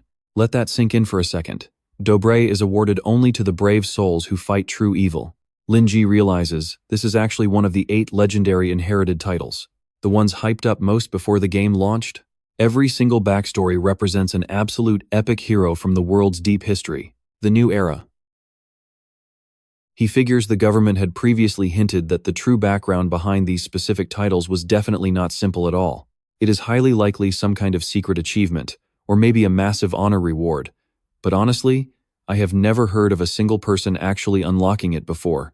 Then Lin Jie just smirks, looking completely satisfied with himself. Dobre, one of the 8 major inherited titles, unexpectedly grabbed by a total newbie like me right here in Cat Town. The locals shout again. Welcome back, Lord Dobre. Lin Jie thinks happily. Talk about an absolute insane unexpected harvest. Suddenly, from inside the massive building, a voice rings out. Lord Dobret, your righteous acts have moved this entire village to tears. Trust me, you are going to want to see what happens next. A soldier drops to his knees right in front of Lam Kiat. Mayor Oliver Green wants to personally host a massive welcome banquet just for him. Watch this, a system alert pops up unlocking the Mayo Town Hero quest. Head to the Mayo Town Council Hall. The soldier bows his head in absolute respect. Please let me personally escort you there. Lam Kiat just smiles and calmly replies. No need, I will go by myself. Everyone just hold your current positions. He knows exactly what happens when you show off too much. It definitely attracts toxic players, so keeping a low profile is the smart move here. And Lam Kiat is dead right. Angry voices are already whispering from the dark alleys. Stop showing off. Rex sneers maliciously. Just wait until Lam Kiat walks down a dark alley. I will stab him right in the back. Mikey stands behind, nervously advising his boss. Maybe we should stop messing with him. Literally every NPC in this whole town respects the guy. We really should just get out of here. Rex trembles with rage and grinds his teeth. Mikey, what do you know? Infamy is still fame. If we can just kill him, other villain players will definitely start respecting us. Mikey looks at him in complete shock. Boss, did you already figure out a way to take him down? Rex replies with a scheming tone. Pay attention here outside. My words might mean nothing, but we are inside Mayo Town right now. And my villain status holds more weight than anyone else here. An NPC spots Rex. Seeing the weapons, the guard angrily warns them that the Mayo Town Festival is coming up fast. Gathering around and carrying weapons is strictly forbidden. Rex quickly forces an awkward laugh and says, We are just negotiating a simple trade. Why do you NPCs care so much about this? Can people even play the game? The guard issues a stern warning. We are paying very close attention to any players with malicious intentions right now. You have a criminal record, so behave yourself while in town. Rex grits his teeth tight. Even Mayo Town has a dark side, Lam Kiat. His frustrated voice keeps echoing through the alley. Just you wait. Leaving Rex behind, Lam Kiat finally arrives right at the town office building, Mayor Green's personal office space. Lam Kiat pushes the heavy door open. A voice immediately calls out from inside, Lord Blade. Mayor Green speaks to Lam Kiat with pure joy. You finally made it here. He excitedly grabs Lam Kiat by the hands and says, Thanks to you, the heavy burden hanging over our heads for so many years. That absolute nightmare known as Chanter Griffin has been completely wiped out from this world. Mayor Green keeps showering him with compliments. Your heroic actions did not just save this whole town, but also saved countless lives that would have otherwise been completely sacrificed to this disaster. This is an achievement worthy of the history books forever. Lam Kiat feels a bit awkward. Well, about that, he quietly thinks to himself. You remember, right? In his past life, Mayor Green was a super strict NPC. He rarely smiled or laughed, probably because he was absolutely exhausted for years. Dealing with endless waves of demon attacks left his spirit completely drained and broken. Lam Kiat sighs in relief. But in this current timeline, his complexion looks so much better. Even his personality changed. He replies humbly, "This is just what I had to do." Mayor Green gently opens the curtains, looks outside, and says, "To forever immortalize your bravery and massive kindness. I officially propose this on behalf of every single citizen here." Then he speaks with pure excitement. "We are going to build a massive hero statue for you right in the central square. I suggest we craft it entirely out of pure gold, so everyone visiting Mayo Town will know your legend. And trust me, you'll laugh because Mayor Green totally misses his awkward face." Lin Jie just looks completely helpless, but the guy keeps speaking with extreme pride. "Stick with me here." He listens to Dobert's heroic speech, then humbly turns it down. He appreciates the kind offer, but honestly, empty fame means absolutely nothing to him. A random statue suddenly popping up in the middle of town won't magically change the lives of the everyday players either. Lin Jie looks straight at Mayor Green and keeps going. "How about a proposal?" Surprisingly enough, the mayor isn't even mad about the sudden rejection. He happily smiles and tells him to just name his price. Gold, silver, a noble title, anything Sir Dobert wants is his. Whatever he thinks his epic achievements are worth, he can totally have. Looking straight down at the massive crowd standing below, Lin Jie announces the Griffin threat is officially eliminated. All of that extra money and military gear Mayo Town originally prepared to fight that absolute monster? It should definitely be used for practical things that can actually benefit every single person standing right here. Lin Jie immediately continues, suggesting they spend this massive fund on two very specific things instead. Now, watch this closely. First, a huge permanent tax cut for all adventurers trading right here in town. This drops the progression cost way down for new players, basically making Mayo Town a super friendly, incredibly lively starting zone for every single new adventurer out there.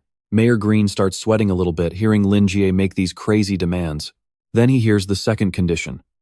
He wants to heavily boost security forces and daily patrols across towns and cities so these insane threats never happen again, ensuring both locals and traveling visitors can live perfectly safe lives.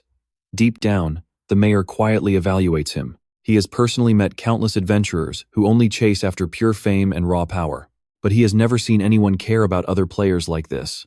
Mayor Green slowly adjusts his glasses and calmly replies, "Sir, your incredible kindness and vision make me feel deeply impressed and totally ashamed. Then let us do exactly what you said. I will order it now." A massive system panel instantly flashes. Every single player sees the huge town-wide announcement pop.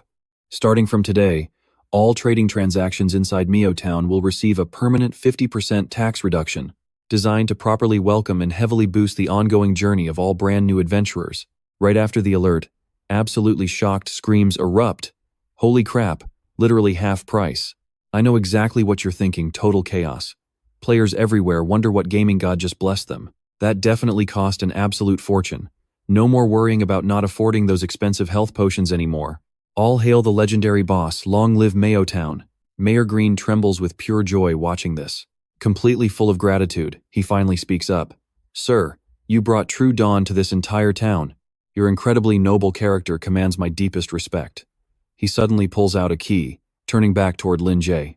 "But as a deeply personal show of my endless gratitude, please accept this very special gift." Mayor Green quickly explains the details. This is a 2-story building located on the town outskirts that was actually abandoned a long time ago. It might be a bit simple, but it sits quietly with an amazing open view of the windmills and fields. This shiny bronze key and the official land property deed now fully belong to you forever. Please just take it. Mayor Green says incredibly sincerely, "On behalf of everyone, I formally invite you to settle down in Mayo Town, an actual real house." Instantly, a bright system notification pops up on screen. "Big congratulations. You have officially become the very first player to secure personal real estate in this entire era." The system panel clearly displays the property name, Windmill View House. "Trust me, you and I just watched his legendary status get carved into history. Alright, let's dive in. Lin Jie sees this notification, and his eyes practically pop out in pure shock. Land ownership inside the Epic game? Yeah, he knows exactly what that means. Until now, it was basically an impossible privilege for any player to get. To explain, this whole system is controlled by an ultra-smart AI brain that evolves totally on its own. The realism in this game is so insane, it is literally like living in a second world. And the absolute core rule here? Land is incredibly scarce and super hard to claim. This world's mechanics are totally different from your average virtual reality game. In other games, rich kids just throw cash around to buy up an entire commercial street. They even pay real money just to make all the NPCs serve them like kings. But the truth is, in the massive world of Epic, every single inch of land already has an owner, or owned by the system's city lord. Aside from that, this world is filled with either primitive tribal camps or massive dark lairs completely taken over by insanely powerful boss monsters. The actual mechanic is that players can only ever get temporary usage rights to stay in a specific area, like simply renting a stall or a workshop. The reality is, even if a massive guild burns through a huge amount of resources and built up reputation, they can still only apply for a very strictly limited piece of territory. And they could lose control at any second from failing a defense mission or just getting it recalled by the system. Now watch this part closely. Lin Jie looks at the key, realizing he now owns a totally private space. This is honestly an unimaginably massive advantage for him to have in the early stages of the game, whether it is for storing his valuable supplies, safely researching new skills, or expanding his base functions later down the line. All of these are absolutely critical for his survival.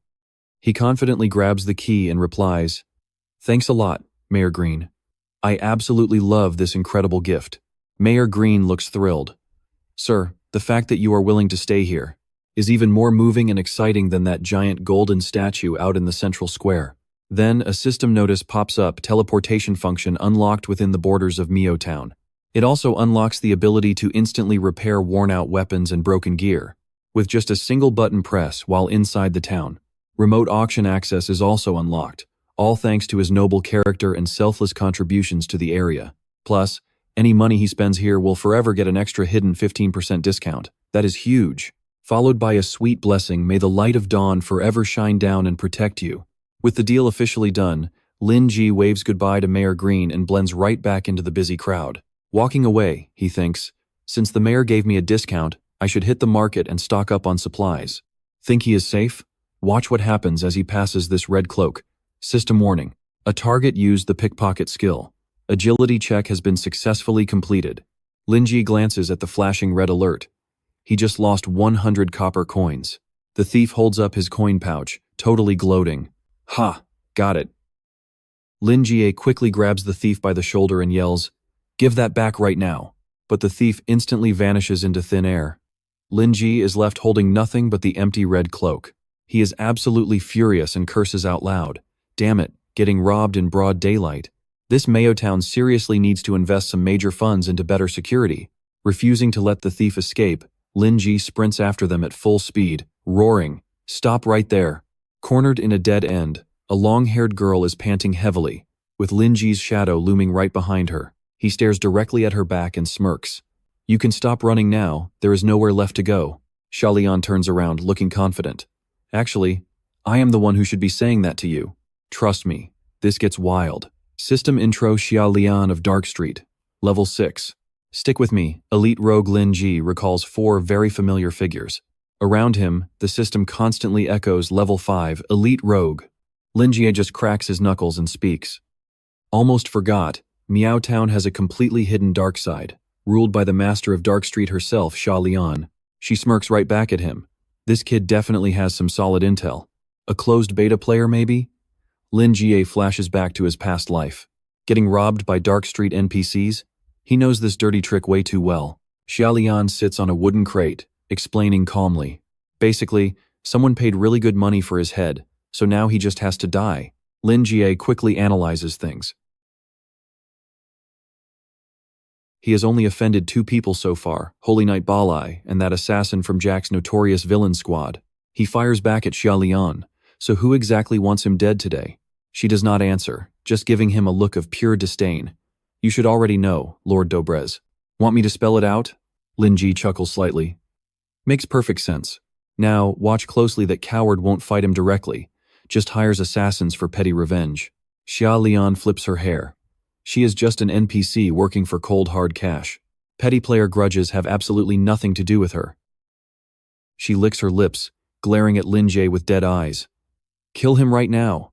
Armed thugs suddenly appear from the shadows, rushing in to violently attack Lin Jie. They are completely ruthless, fighting like absolute madmen with zero fear, targeting only him. A brutal, all-out brawl breaks out in the dead-end alley. Thick dust completely blinds everyone. Lin Jie grips his sword tightly, fading body parts are scattered all around his feet. Xia Lian just sits there, slowly clapping her hands. Not bad at all, little bro. Lin Jie shoots her a cold glare, asking bluntly, "Are there any more of them?" Xia Lian jumps down with a heavy sigh. All right, this is definitely a losing business deal. If she fails, she will not even cover the medical bills for these useless guys. She waves them off in defeat. Just leave. Even if you all attack together, you are no match for Lord Dobrez. The NPCs immediately run away, shouting, "Yes, boss." Xia Lian holds her head in total frustration. Even NPCs running a business must carefully calculate their costs. She shoulders her weapon, walking right past him. I know what you are thinking. She will tell Rick that Xia Lian of Dark Street tried her best, but the opponent was way too tough, so she simply had to quit halfway. Hearing her say that makes Lin Jie's veins literally pop with anger. Xia Lian provokes him more. Bye, little bro Dobrez. Mention my name next time you grab drinks at Dark Street. He stares at the woman's back, absolutely furious. He loudly yells out for her to wait. Hearing Lin Jie call out, she turns back. I let you go, still not happy about it? Lin Jie raises his hand, demanding his stuff back. Give me my coin pouch right now. Completely unreasonable, she holds up his stolen pouch. I was originally going to be merciful and let you walk away alive, and now you dare to haggle with me? Xia Lian replies with dead cold eyes. This right here is the fee for sparing your miserable life, you complete idiot. Hearing this absolute nonsense, he is beyond furious. I earned every bit of that money using my own skills. Tremendous power flares up all around his body as he shouts. You also need to use your own strength to take my stuff. Hearing that, Xia Lian instantly drops the polite act. Great, then your rewards and the money on you will all belong to me. Both of them furiously charge at each other. Who knows exactly how this massive clash will end? Judging by their insane auras, neither is backing down. So what do you and I think? In raw strength, can Xia Lian actually beat Lin Jie? Xia Lian's weapon sliced right through the sword in Lin Jie's hand. She blatantly provoked him, outright destroying his only weapon in the process. Lin Jie felt a wave of doubt. Something was wrong. Stick with me here. In his past life memories, she was just a totally normal black market NPC. Xia Lian smirked. Since you have such a handsome face, need a loan to buy a new one at the blacksmith? Lin Jie stayed perfectly silent. His mind was racing. Why was she acting so incredibly dramatic right now? Lin Jie's face fell into shadow as he spoke slowly, even with bare hands. He clenched his fists tight and continued, I still won't let you guys off. Xia Lian closed one eye and totally sneered. Taunting me? That is such an old trick. She slammed her sword right into the dirt. But my mood is great today, so I can play a few rounds with you. Xia Lian shouted her order loudly. Listen up, boys. Show him exactly how our Dark Knight Cliff welcomes its special guests. Her lackeys hyped her up, roaring out, Boss will win. Boss will absolutely win. They cheered with burning passion. Give it your all. Boss will win. Lin Jie stood completely surrounded by their loud, mocking cheers. Boss will win. Now here's where it gets wild. She launched forward like a rocket, claws slashing right at him. Lin Jie instantly dodged to the side, dropping a cold taunt. Way too slow. He T's. He quickly glanced sideways at two strands of hair severed by her sharp claws. Xia Lian launched herself high into the air, shouting, Little brother, how about this move? She delivered a mid-air kick aimed straight at Lin Jie's head. Sweating and gritting his teeth, he thought to himself, this crazy girl. Lin Jie instantly used his bare hands to block Xia Lian's heavy attack. She landed back on the ground perfectly. We all saw that coming, right? In her mind, she was actually praising his insane strength. His eyes went ice cold. Clenching both fists, he sprinted straight at her. Xia Lian quickly countered his attack, both clashing in midair, throwing massive punches at each other. How was this punch? Hitting the ground, She immediately launched a fierce kick at Lin Jie, but he easily jumped and dodged it. Xiaolian couldn't hide her regret. "Aw man, that almost hit you. Your reflexes are honestly too good." Xiaolian followed up, throwing another brutal punch right at him. "How about this time?" Lin Jie instantly grabbed her wrist in a tight grip with a furious glare. Seeing that, Xiaolian broke into a cold sweat, eyes wide in absolute shock. She quickly ripped her trapped arm completely out of his insanely tight grip. He threw a massive punch at Xiaolian, but she leaned backwards, dodging the heavy blow. "Let's just stop right here." The brick wall Lin Jie just punched cracked wide open in a massive web. Xiaolian smirked and spoke up. "Highly interesting. Without a blade, I really can't take you down anytime soon." He tightened his fist and frowned, asking, "Do you really think keeping this up is fine? Your upcoming losses are going to be way bigger than anything you could possibly earn here." Hearing that, she widened her eyes in pure, stunned silence. Xiaolian then burst into loud laughter. "Damn it, this guy is actually hilarious. So what do you and I make of this?" She summons his coin pouch, laughing. "Forget it, I lost interest." Xiaolian tossed the pouch back to Lin Jie. "Fighting to the bitter end over this little bag is just wasting my precious business hours." Right after that, she turned her back and started walking away. "Listen up, boys. Let's dive right in." Stick with me as he watches Xiaolian leave, muttering in pure confusion. "What a weird girl." Lin Jie opens up his coin pouch, doubting his own senses. Is he hallucinating? Why does this bag feel so much heavier now? Suddenly, his fingers brush against something totally different. Definitely not a coin. What is? Lin Jie stares blankly at a literal eyeball resting in his palm. What the heck? Holy crap. A system screen instantly pops up. This creepy item is from Xia Lian of the Dark Cliff. The glowing panel displays her personal message. "A little welcome gift for you. No need to be polite, hoping for a pleasant partnership ahead. Lord Dobrez." He glares at the weird eyeball, completely baffled by it. "Partnership? What kind of messed up welcome gift is this?" Lin Jie pinches it hard. Instantly, tiny cracks start forming across the eyeball. Now watch closely. This gets wild. A massive surge hits his own left eye. He clutches his face, dropping straight to his knees. Pure agony. The system chimes in, announcing he just received a legacy artifact, the Eye of Truth. An eyeball of totally unknown origins. It seems deeply connected to some ancient conspiracy and massive hidden secret in this world. This legendary item was gifted to you by Xia Lian, Master of the Dark Cliff, in a very special way. Once equipped, it will officially grant you the insane ability to see right through illusions and uncover absolute truth. He pants heavily. A pleasant partnership? He never expected to score such an insane, unpredictable reward. He had never even heard of this specific item before. Lin Jie grins, completely intrigued. Seems like this little wildcat in this life is way more interesting than anything he actually remembers about her. Scene shift. Bright and early the next morning at a super crowded marketplace. He strolls through the stalls, glancing around, wondering if he can actually spot any top-tier loot here today. Suddenly, a merchant's shout catches his attention. "Black stones. Just one copper coin for a pile. Take your pick, anything you want." He stares intently at the pile, thinking hard. "Wait, is that?" Lin Jie stops right in front of 2 barrels of black stones, deep in thought. You and I know black stone is literally the most common trash mineral in the era. Players mindlessly mine this stuff, just trying to farm those super valuable magic crystals. Who knows how many mines have collapsed because of it. Thinking this, he turns around, ready to leave. Players have actual mountains of this garbage in their inventories. Buying it is just a total waste of space. It is pure scrap. Even if given away for free, absolutely nobody wants it. But then, the system interface pops up. The Eye of Truth has been activated. Lin Jie's eyes gleam with a sudden light. Huh? It seriously activated all on its own? His gaze locks entirely onto one specific rock in that pile. Wait a minute, is that? Lin Jie stares intensely at it, realizing immediately that it is totally different from the other rocks. The second he picks up that weird stone, the system notification instantly flashes again. Eye of Truth appraisal successful.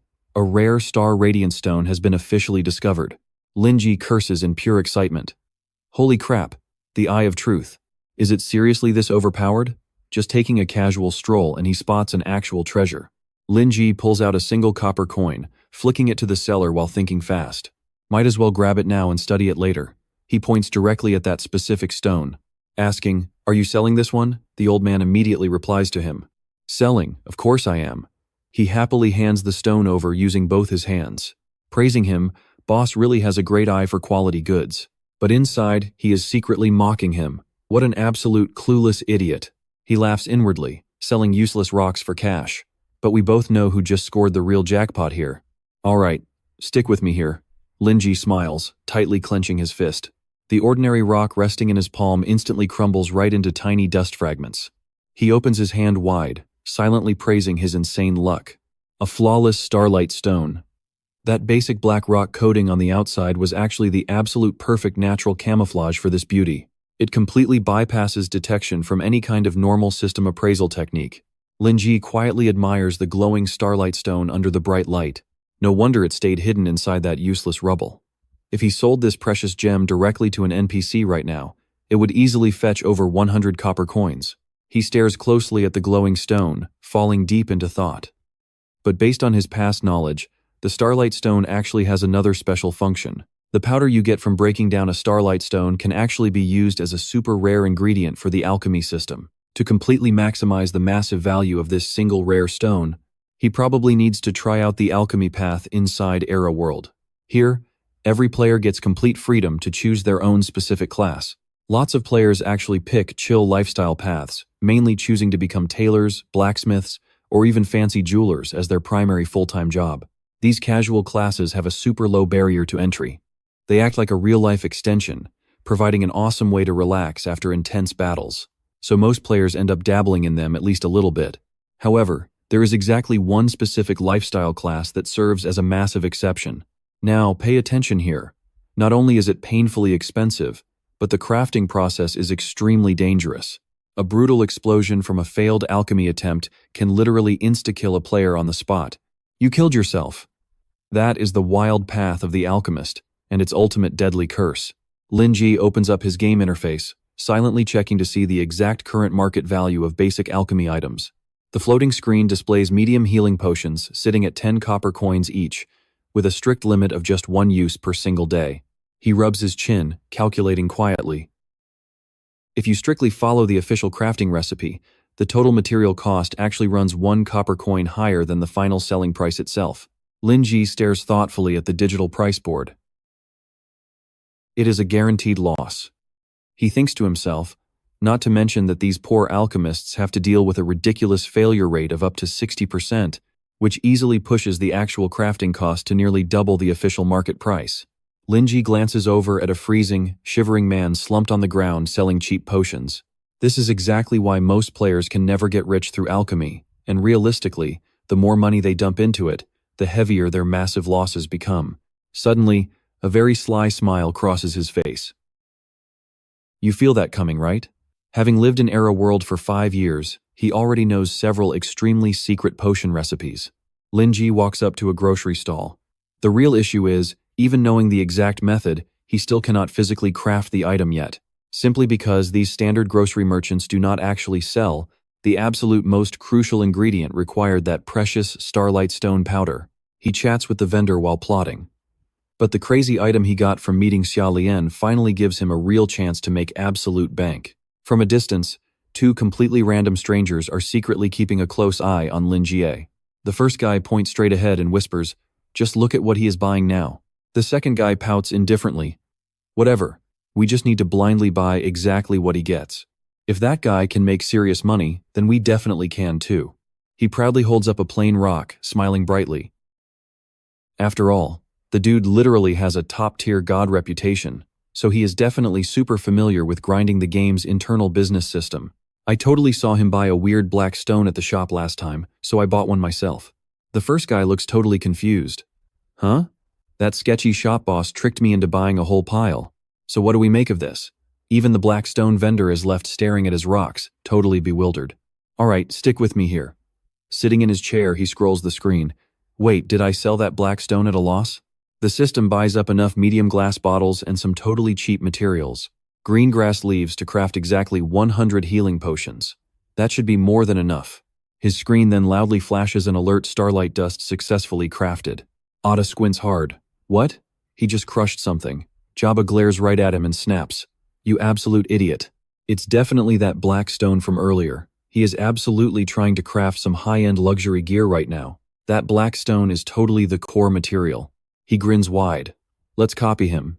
Oda smirks in agreement. Hell yeah. At the exact same time, they both crush their black stones. Both systems instantly ping black stone powder acquired. Meanwhile, Lin Jie carefully drops the green grass extract straight into his bottle. At first, that grass extract only produces a super basic, low-level herbal juice that barely does anything at all. It has incredibly weak effects. But then, he casually tosses the starlight dust in. Acting as a crazy catalyst, the starlight dust instantly multiplies the herbal juice's healing power by a massive, unbelievable amount. Lin Jie stands right up and heads straight for the fountain ahead.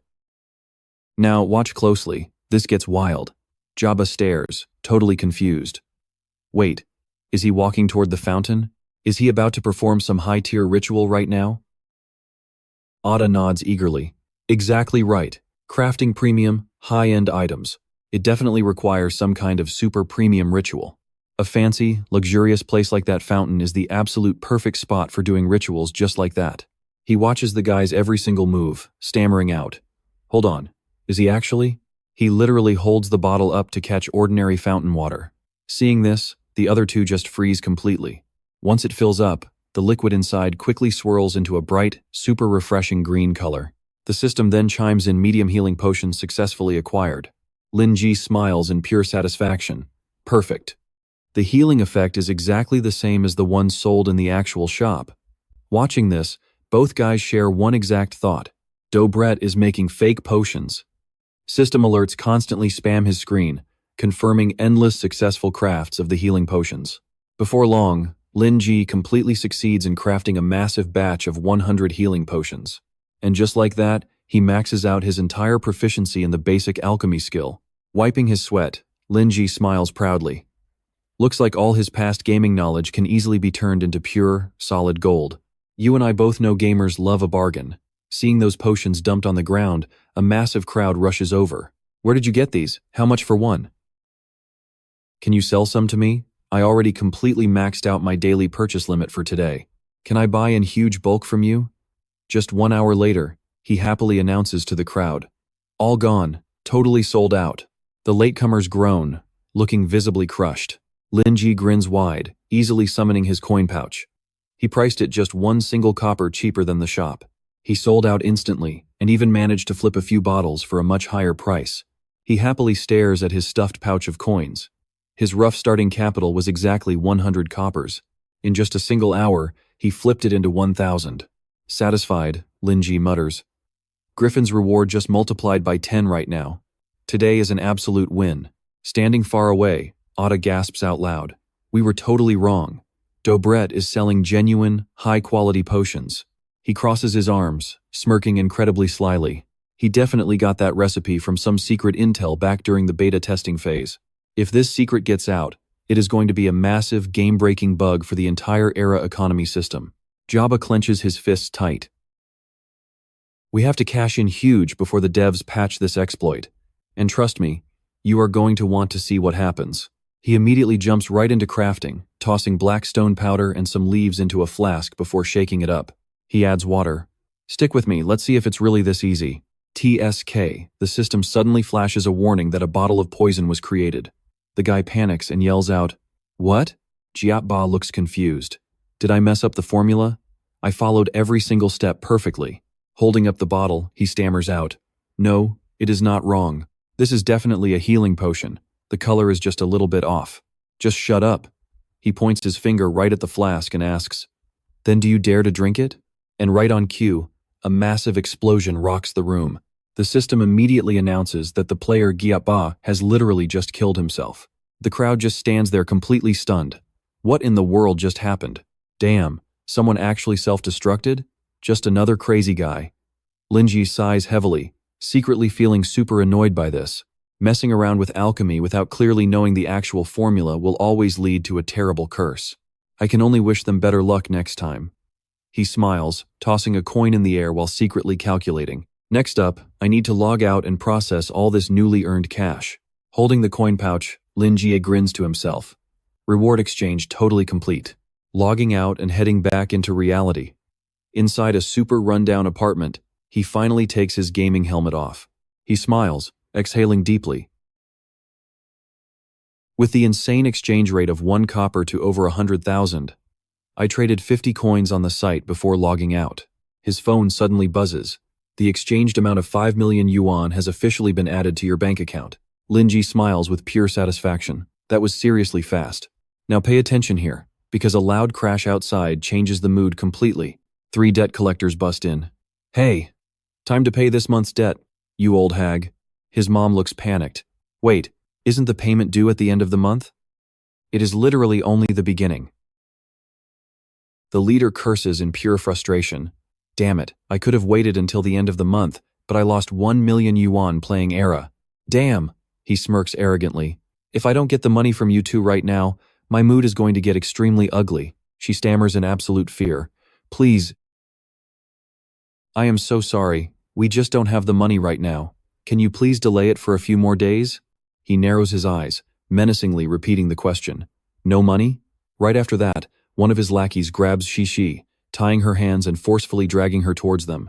Her mom lunges forward, screaming out in terror, She, but the leader tightly grabs her wrist to stop her.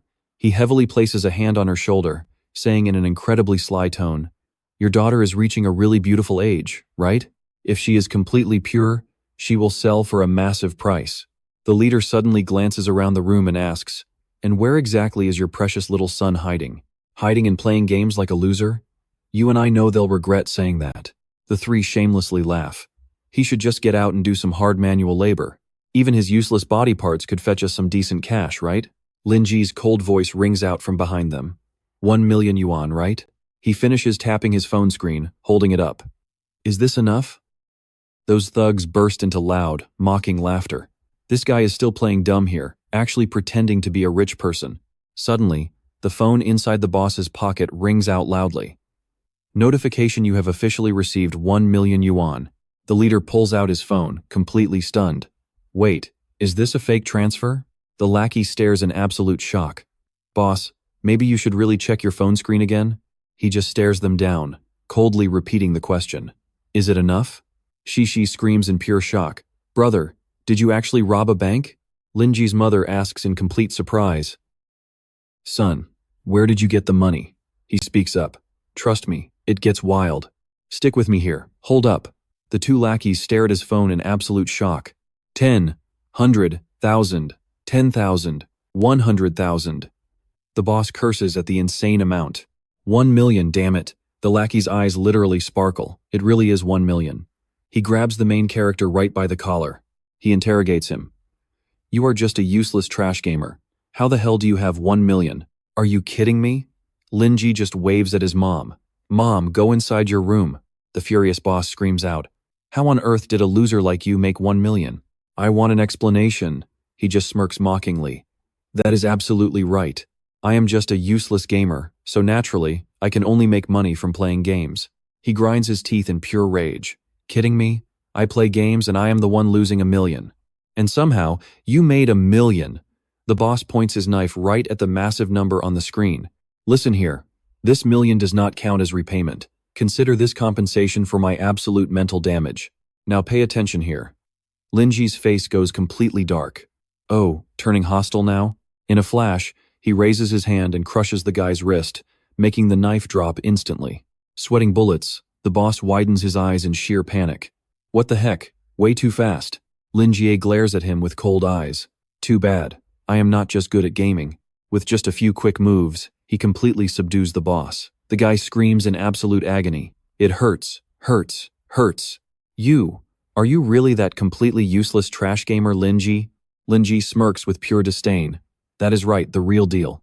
The 2 lackeys scream in anger. You are dead meat. Let our boss go right now. Terrified, the boss yells out, Wait, do not do anything stupid. His whole body is shaking violently. He tries bargaining. Brother, let us talk this out calmly. My arm is breaking, please go easy. He glares fiercely and snaps. Who is your brother? The boss stares at Lin Jie, sweating profusely.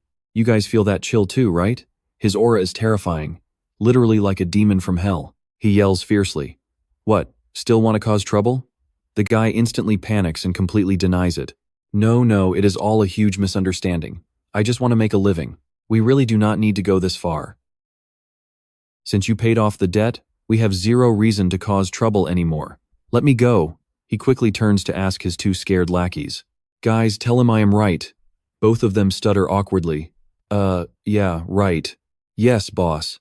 Lin Jie orders with a freezing tone. Get out of my house right now.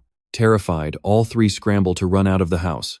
Okay, we are leaving, let us go fast. The family of three stands in silence, watching those thugs desperately run away. His sister boldly hugs his arm and warns them. You guys are so incredibly rude. Got it? If I see you again, I will have my big brother handle you all. The three guys clasp their hands and cry out, We will not dare, never again. She suddenly speaks up. Brother, are you really not going to explain anything? Lin Jie repeats cluelessly. Explain?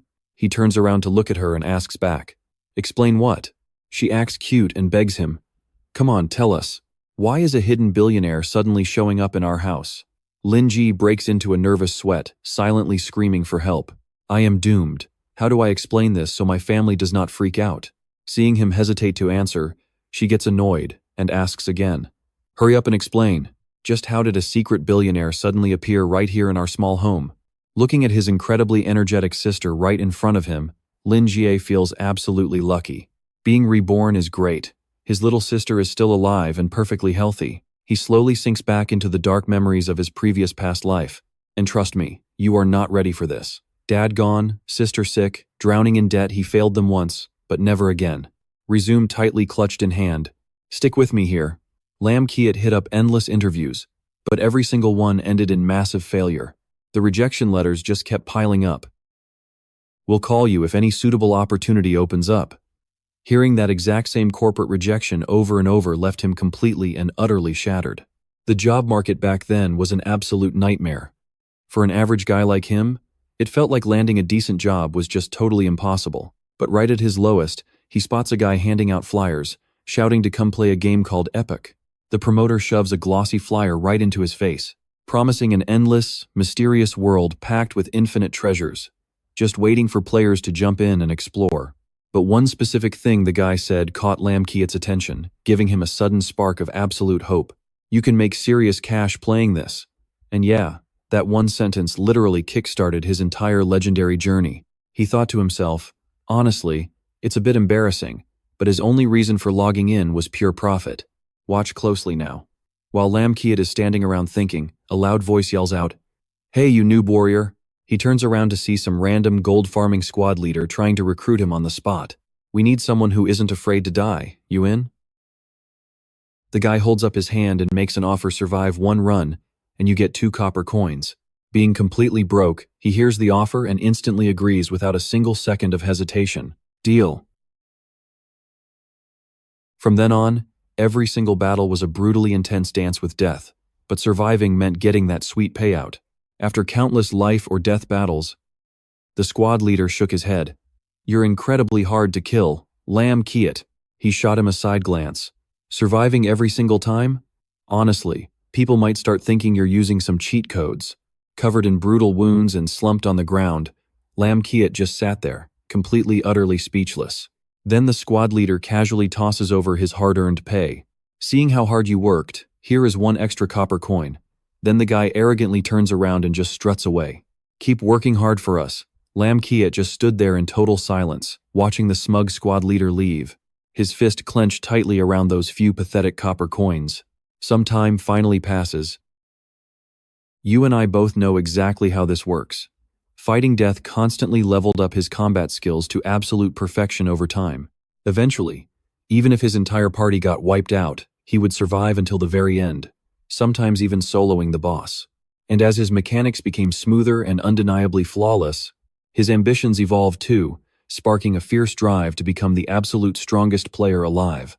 Relying on nothing but pure, unadulterated skill to reach the top, he stood tall over grueling trials and brutal survival games, carving out a bloody path straight toward the #1 spot. But more importantly, that path let him make serious cash, giving him the power to protect the people he cared about most. Lam Kiat locked in his resolve, I will absolutely become the strongest. Along the way, he met true brothers in arms who fought by his side, battling together with the exact same goals in mind, like Baili Changcheng, Lam Kiat and Baili became an absolutely unstoppable duo. From then on, they made a pact to rely purely on their own raw strength to become the absolute strongest classes. Later, they faced off in an epic duel. One of them shouts, "Let's settle this right now. Let's see who is actually the strongest." The other confidently replies, "Deal." The crowd below the arena goes wild. "Hey, look, that guy is Lam Kiat, known as the legendary Immortal God of War. Trust me, you're going to love this.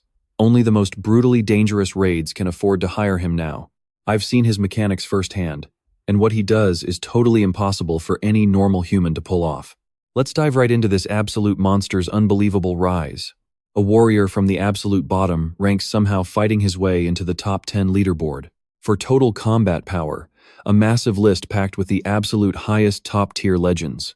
Through all those brutal past battles, his appearance fees skyrocketed. His family's massive financial crisis was finally starting to look a lot better, until one day, the Apex battle broker showed up with an order. He had to throw the match. Hearing this garbage, Lam Kiat was absolutely furious. He slammed his hands on the table, screaming, "Why can't I win?" He was completely and utterly baffled. "I clearly have the raw strength to fight for number one. I dream of becoming the strongest player in this era," Lam Kiat said, visibly confused.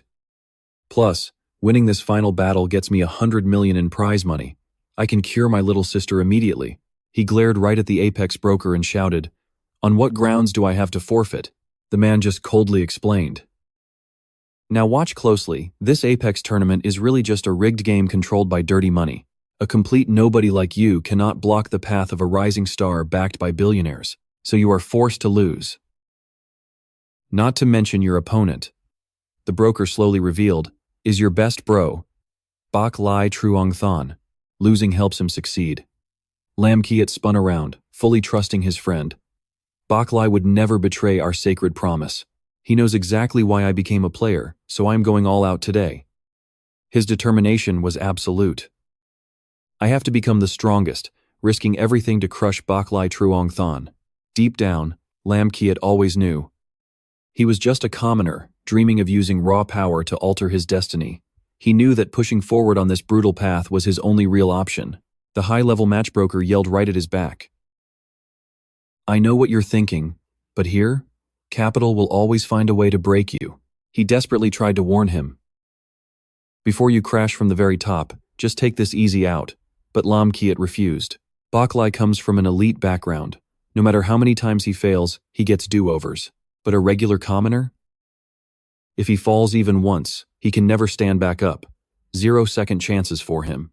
Suddenly, Lam Kiat's phone started ringing. He picked up. "Hello, Mom. What's wrong?" The horrible news hit him like a lightning bolt. "It is Tick. The hospital said her life support failed for no reason. She is fading fast." The phone slipped from his trembling hands, but the voice still echoed loudly. "Just forfeit the match. A Kiat, a man in black, is standing right here." Right then, Lam Kiat lost all his strength. He collapsed, covering his face in tears. Snapping back to reality, that dark memory made his tears fall down instinctively. Tick looked super confused. "Brother, are you crying?" Seeing her look so worried, he quickly wiped his eyes and smiled. "Why would I cry, silly? I am just too happy." Tick completely sensed her brother acting off. "You are so weird today, crying, then smiling. Can playing a video game really earn $1 million? Lam Kiat started spinning a lie. "Yeah. Because I unlocked a mystery chest. The gear sold for millions. That is where we leave it." Hearing that, she got insanely excited. "Oh, is there really something this good? Bring the VR helmet here. Let me play too." Lin Jie never expected things to go down like this. Panicking and yelling out loudly, minors are strictly forbidden from playing games. In this massive game, stick with me here, everyone has a totally different reason for becoming a player. Amidst all those goals to survive these absolute life-or-death battles, some fight for pure honor, while others fight for dreams. These battles are brutal, and some people just desperately want to escape their harsh reality. Standing amidst the battlefield, Lin Jie thought to himself, "As for me, it's simple. I will become the absolute strongest." People always assume that those at the absolute bottom of society are incredibly tough and resilient, born to trade their own lives just for cash, fighting exactly like literal monsters, always finding a way to survive even the most dangerous and impossibly difficult situations. Being one of those from the absolute bottom, Lin Jie understood this reality perfectly. But watch closely, those so-called miracles hide a much darker secret.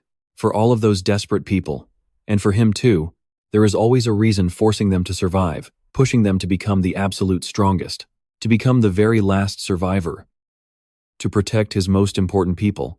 That is exactly why he became a player. Snapping back to reality, Lin Jie finally realized something. To become the strongest in this life, he needed to buy a few key items first.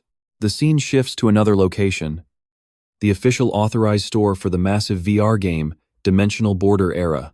Walking inside, Lin Jie stood silently in front of an insanely expensive-looking display counter. Staring at those items, he remembered his past life.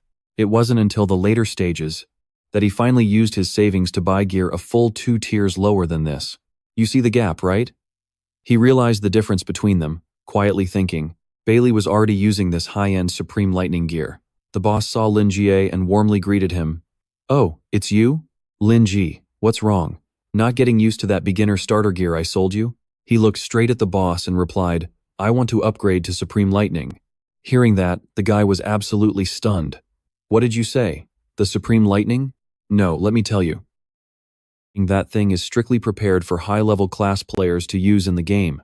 He started lecturing. "It's good for young people to dream, but don't have such unrealistic fantasies. Even if you grind for 15 years, you probably still won't touch that gear." Suddenly, someone walked right up and slammed the table. "Supreme Lightning, ring one up for me right now in full." Seeing this guy, the boss instantly switched to bootlicker mode. "Oh, is that young Master Rick? You truly have great taste.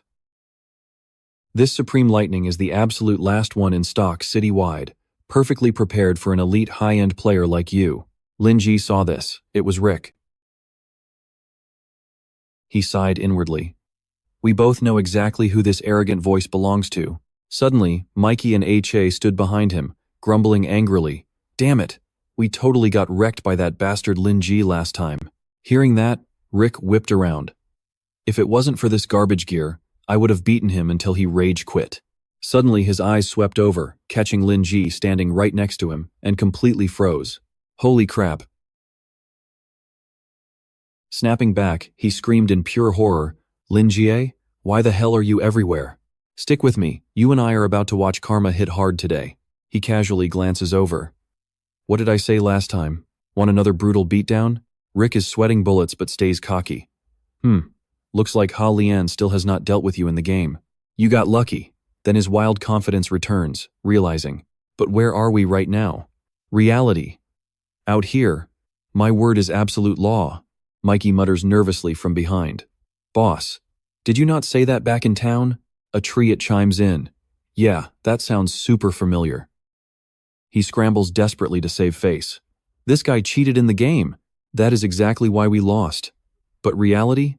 No hacking allowed out here. 3 versus 1. We can definitely take him."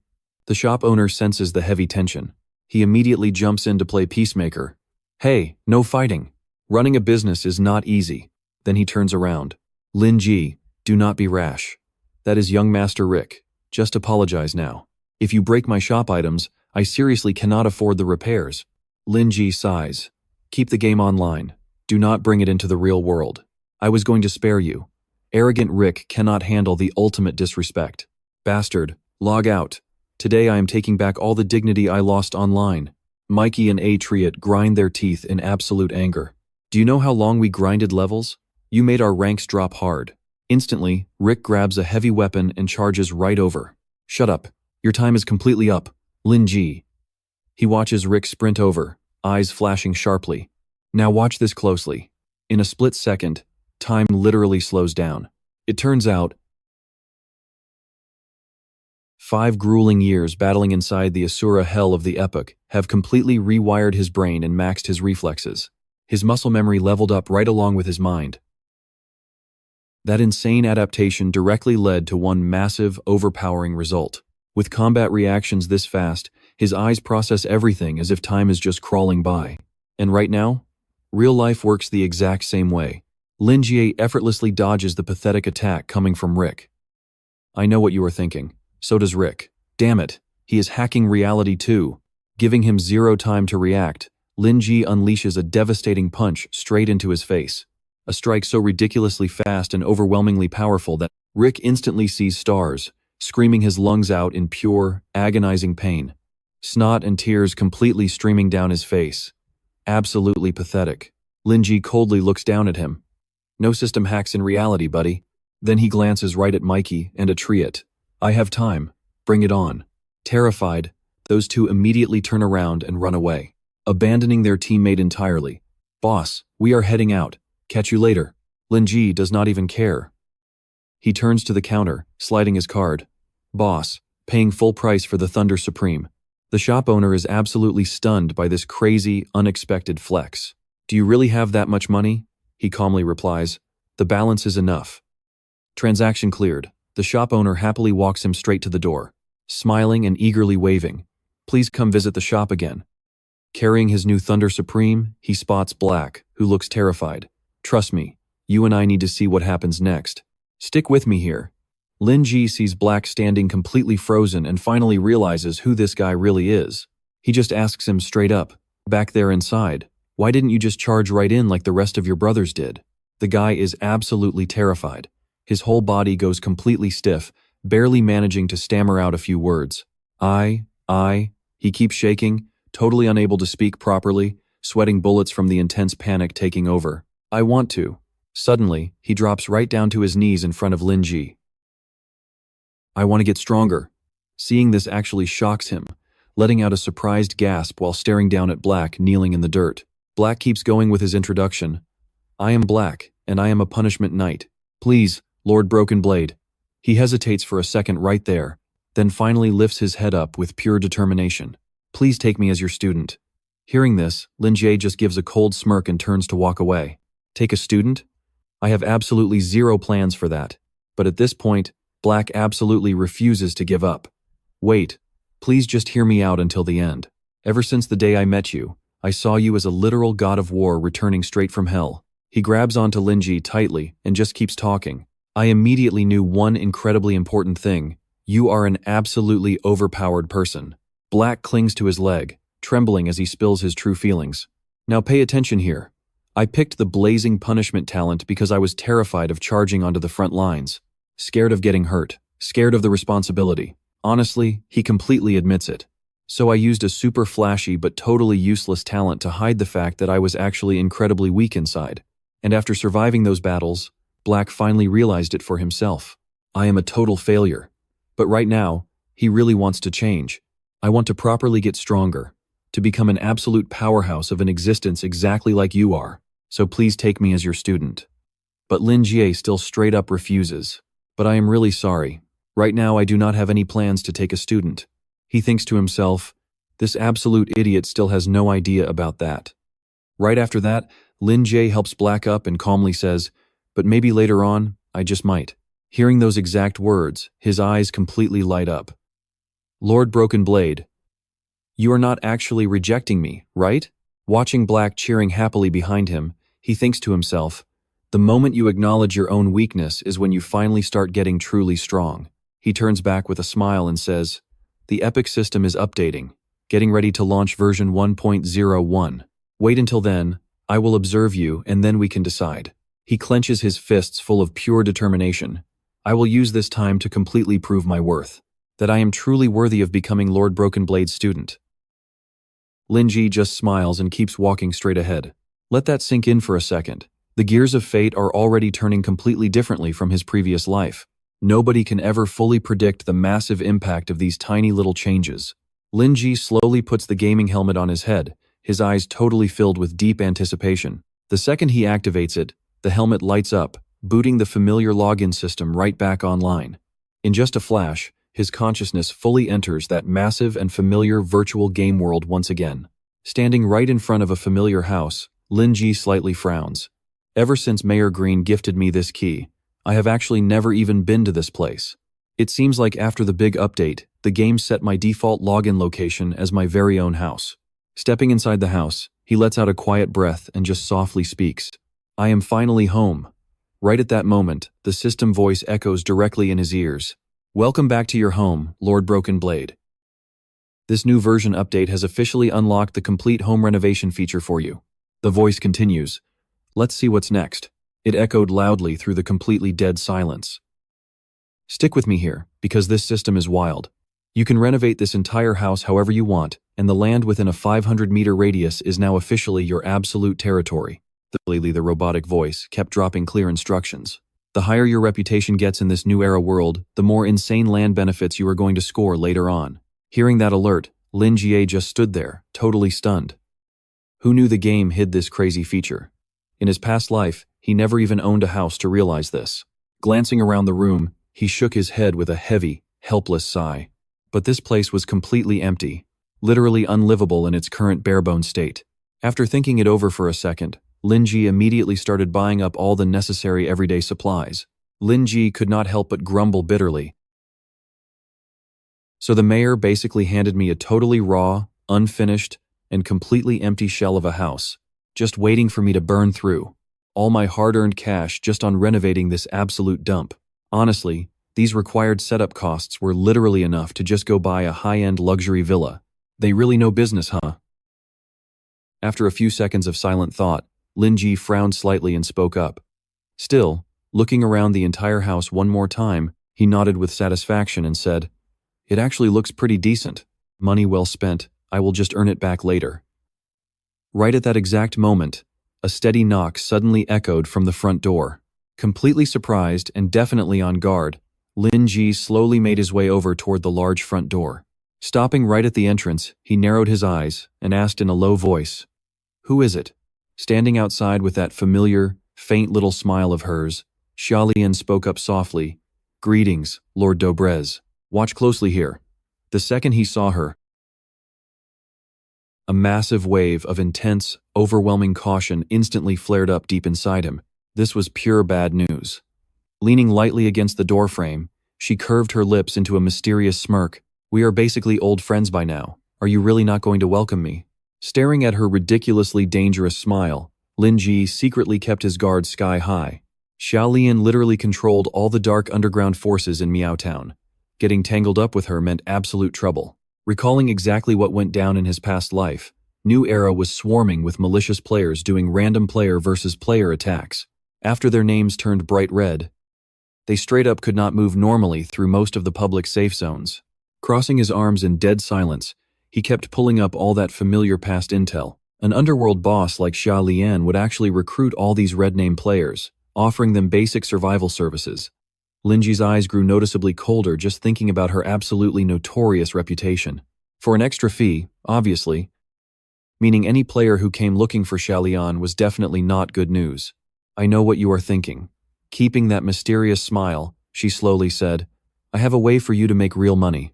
He immediately looked super suspicious and coldly replied back, "First time I have ever heard of an NPC personally delivering a quest to my door. Zero interest, no thanks." Right as he finished speaking, Xia Lian straight up pushed past and walked inside. "In Meow Town, absolutely nobody except you can handle this mission." After casually making herself at home on the sofa, she slowly explained the situation. Over at West Wind Ridge, west of the town, a man-eating magic beast lair has suddenly appeared. Hearing this part, Lin Jie frowned in total surprise and quietly asked her, "Something like that actually happened?" Xia Lian's gaze turned noticeably colder the second she brought up that exact topic. "That thing is incredibly strong. A lot of my subordinates were eaten alive by it, so I really need someone capable to handle this mess." After listening to the entire story, "Trust me, you will want to see his next move." Crossing his arms, he calmly asked, "Your people only operate near town? All right, you and I are jumping right into this. Why risk dying at West Wind Ridge?" She shoots back a cold glare. "In our line of work, the main rule is asking 0 questions. Tell me if you want the job or not. The payout is 100 copper. Hearing that lowball offer, Lin Jie snatches the apple right out of Xia Lian's hand. 10 silver coins. Robbed of her snack, she glares at him in pure annoyance and snaps. "You really have the nerve to demand that kind of insane price from me? 10 silver equals 10,000 copper. That is literally 100 times my offer." Taking a bite of the apple, he just replies completely unfazed, "Since you brought this quest directly to my door, I am the one setting the price. 10 silver is my absolute final rate. Hearing this, Xiaolian lets out a cold laugh, crossing her arms.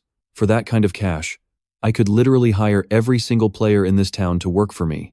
Why would I even need you? Lin Jie's eyes slowly sharpen, turning dead serious. You came looking for me for a specific reason. If you won't tell the truth, I will spell it out. Hearing that, she raises an eyebrow, suddenly looking very amused. Oh, that sounds interesting. Go ahead and try. Now watch closely. His mind quickly puts the pieces together. Xiaolian's treasure is hidden right at West Wind Ridge. It is a secret hidden dungeon. After the latest game update, that exact cave got completely overrun by brutal new monsters. Casually spinning the apple in his hand, Lin Jie calmly looks right at Xiaolian. You want your money back, but you cannot find anyone strong enough to go inside. Catching that slight shift in her expression, he just keeps talking in a slow drawl. The stolen cash you hid in there is definitely way more than just 10 silver coins, right? Probably 100 gold coins or more, plus endless rare loot.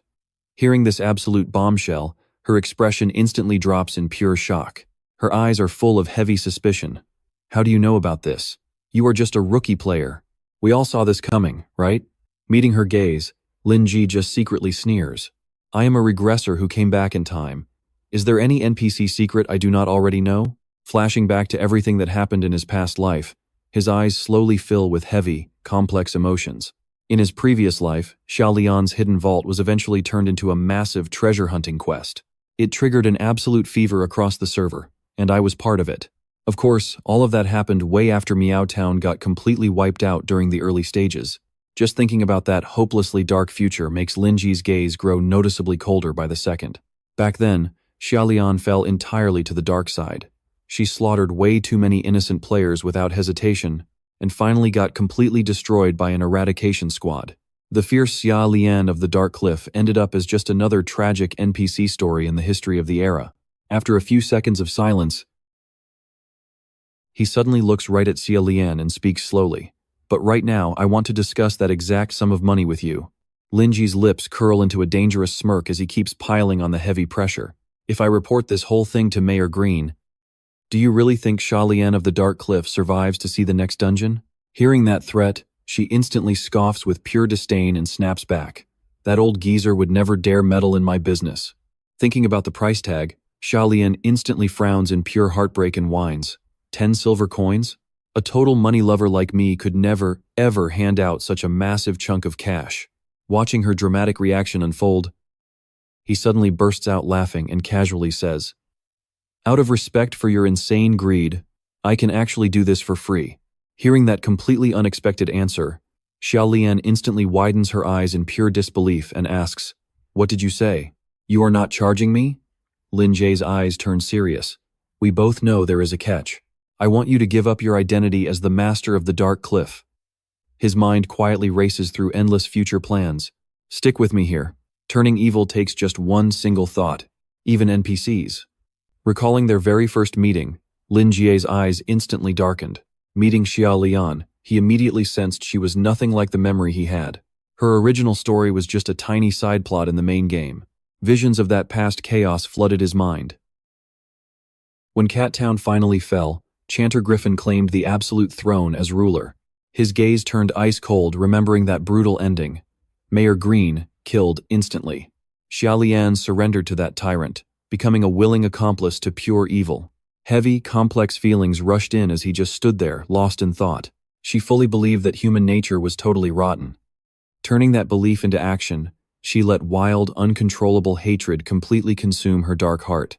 She became a twisted accomplice, a ruthless villain, a massive final boss, and then got slaughtered. Looking at the Xiaolin standing right here, his expression completely shifted.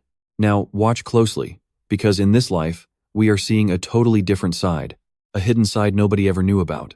Standing coldly in the crowd, she gave the order. Listen up, boys. Show him the official Dark Cliff welcome. Wiping blood from her lip, Xiaolian let out a massive laugh.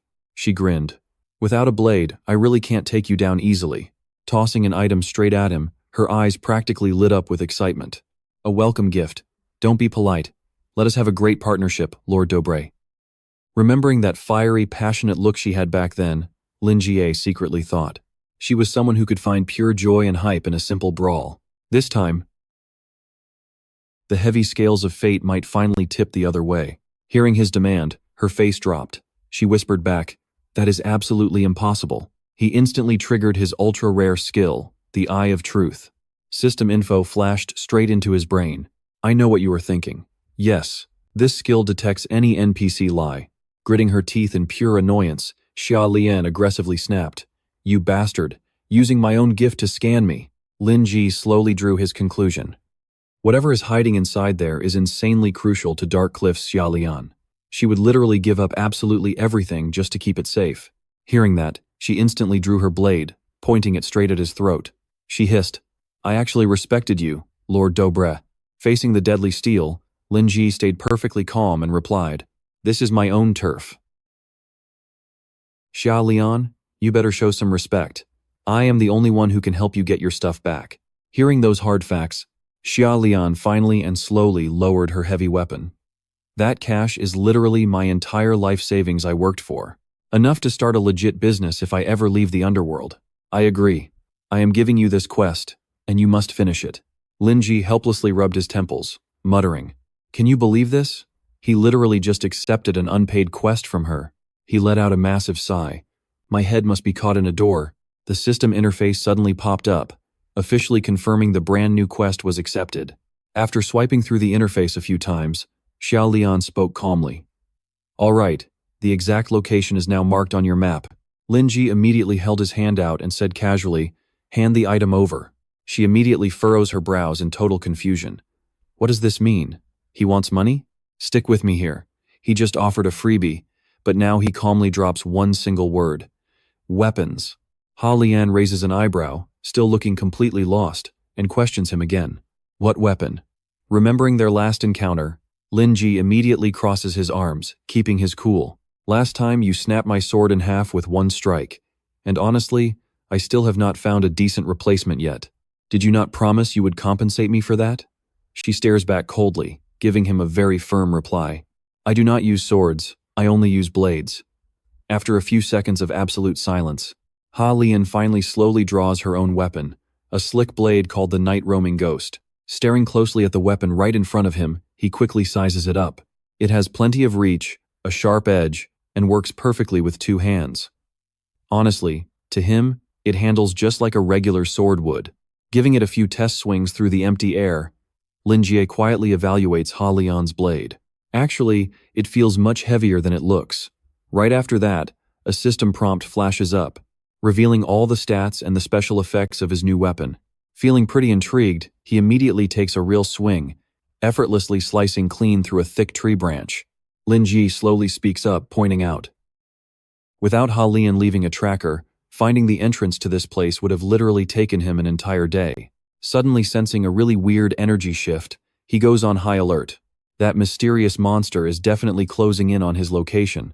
And right then, bursting from the tall grass, a massive, furious wild boar charges straight out. Checking the system tag hovering over the beast's head, Lin Jie mutters softly, "A level 1 wild boar." Staring at the angry pig, he just lets out a quiet smirk. Now watch this closely. In Epic, this pig is basically free food. But suddenly, a massive shadow violently sweeps across the sky right over Lin Jie's head. Catching a glimpse of the dark silhouette flying past, his heart absolutely drops into his stomach. What the hell? Lin Jie's pupils shrink as absolute shock hits his face. Looking straight up into the sky. No way. Feeling that insanely heavy, suffocating pressure, he grips the hilt of his blade as tight as possible. Why is something like this here? Lin Jie unconsciously blurts out the word out loud. Dragon. Right on cue, the freezing mechanical voice of the system rings in his ears. Target detected. Level 8, Black Dragon, Zodiac. Warning. Your current player level is only level 2. Glaring down at him like he is utter trash, Zodiac speaks in a chilling tone. Foolish human, actually thinking you are something special. The mere thought of you trying to challenge me is just purely pathetic. Over the comms screen, Ha Lian's voice suddenly chimes in from the other side. Found it already? That was fast. He completely loses it, yelling back at the glowing screen. Is this what you meant? Did you seriously bring me out here just to die? Lin Jie just viciously grits his teeth. A boss monster at this level requires a full raid party of at least 5 people, but she just lounges back and gives a ridiculously calm reply. Here is the insane twist we need to remember. Wild boss difficulty scales up with player count. If an expert like you cannot handle this situation completely solo, then calling in backup is only going to make the entire fight significantly worse. Relaxing in the hot water, Halian stares at the screen, letting out a highly amused laugh. Besides, my little brother Dawn's blade. We have literally fought each other in a duel before. Your mechanics are leaps and bounds better than those total trash tier level 4 or 5 players. Lin Jie finally pieces together a massive red flag. Think about this with me, the monsters around the starter town should absolutely never exceed level 4, not even the chanters. Alright, stick with me here. That griffin was under level 5, but this? A level 8 black dragon. There has to be a huge mistake somewhere. Hearing him complain, she just laughs it off and calmly says, "Hey, you soloed that griffin with pure skill earlier, so you can probably figure out this dragon too, right?" Gripping his heavy blade super tight, Lin Jie frowns, totally helpless. That is a 6-level gap. He grits his teeth. You think pure skill can close that gap? Suddenly, Zodiac speaks, cold and intimidating. "Intruder, you have entered my sacred lair. I will show mercy and give you 2 choices. I can completely destroy you right here, right now, leaving absolutely nothing behind, not even a single pile of ashes." With pure absolute arrogance, the beast slowly continues its grand speech. "Alternatively, I would be happy to grant you a special favor by letting you join my loyal ranks of servants. All you have to do is kneel and praise the great Zodiac." Hearing this totally dramatic threat, Lin Jie just smirks and fires back. "Not interested, man. I literally just came here to remind you. You seem to be illegally squatting in someone else's house." Hearing that, the dragon snaps. Its golden eyes flare with pure killing intent. "How dare you? All these treasures belong to me, Zodiac." Lin Jie secretly thinks to himself, this era game really nailed every single dragon stereotype perfectly. Arrogant, super rude, and obsessed with money. Oh right, Xiao Lian is exactly like that too. Totally provoked, Zodiac lets out a furious roar. "Then prepare to face my divine punishment. Now pay attention here." The system rings out. Zodiac has locked on to attack. Lin Jie's mind instantly goes into dead serious mode. Even in his past life, beating a baby black dragon at this same level required a full party of 8 elite players. Plus, he had already reached level 3 then. He silently breaks down the current situation in his head. In the era game, stat differences between level 2 and 3 are basically double, even though he brought back max level experience and insane mechanics. Gripping his blade tightly, Lin Jie keeps analyzing this deadly match. The actual stats of his current body are just garbage. "I know what you're thinking. Xiao Lian, you totally played me." Right then, Lin Jie leans hard, dodging a massive blast from the dragon. Even mid-fight, his mind stays incredibly sharp, analyzing every single move. Black dragons only have 4 attacks: fire, breath, claw, bite, and tail swipe. Just one hit from any of those is an instant game over for him. Zodiac roars furiously. "Puny human, how dare you challenge my absolute authority?" He memorizes every tiny movement. Each attack pattern always has a slight precast animation. For fire, it tilts its head back. For tail swipes, it braces its front legs and twists its body. Staring directly at Zodiac, Lin Jie stays intensely laser-focused. For the bite, it quickly pulls back, then snaps its jaws wide open, lunging straight forward.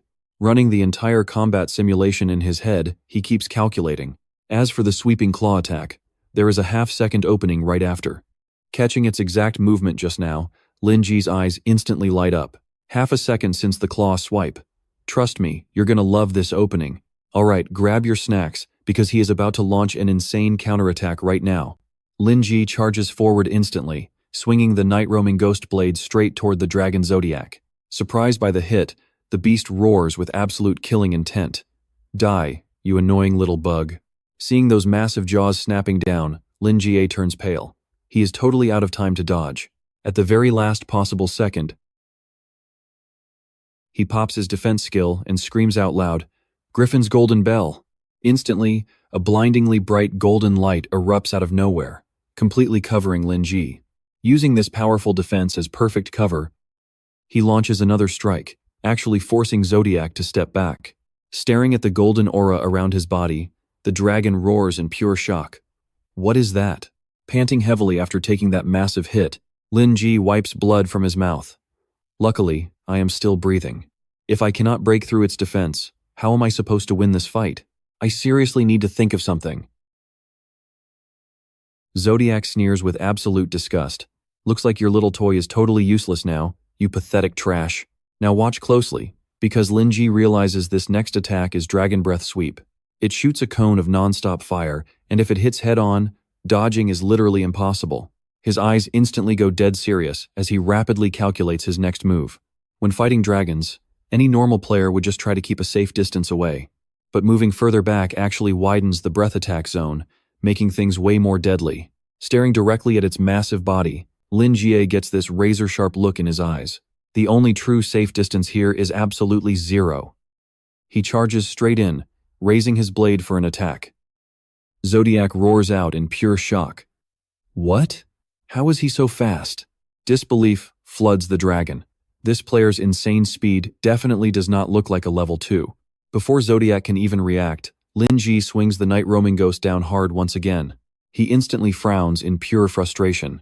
What kind of legendary blade is this? It literally dealt 0 damage at all.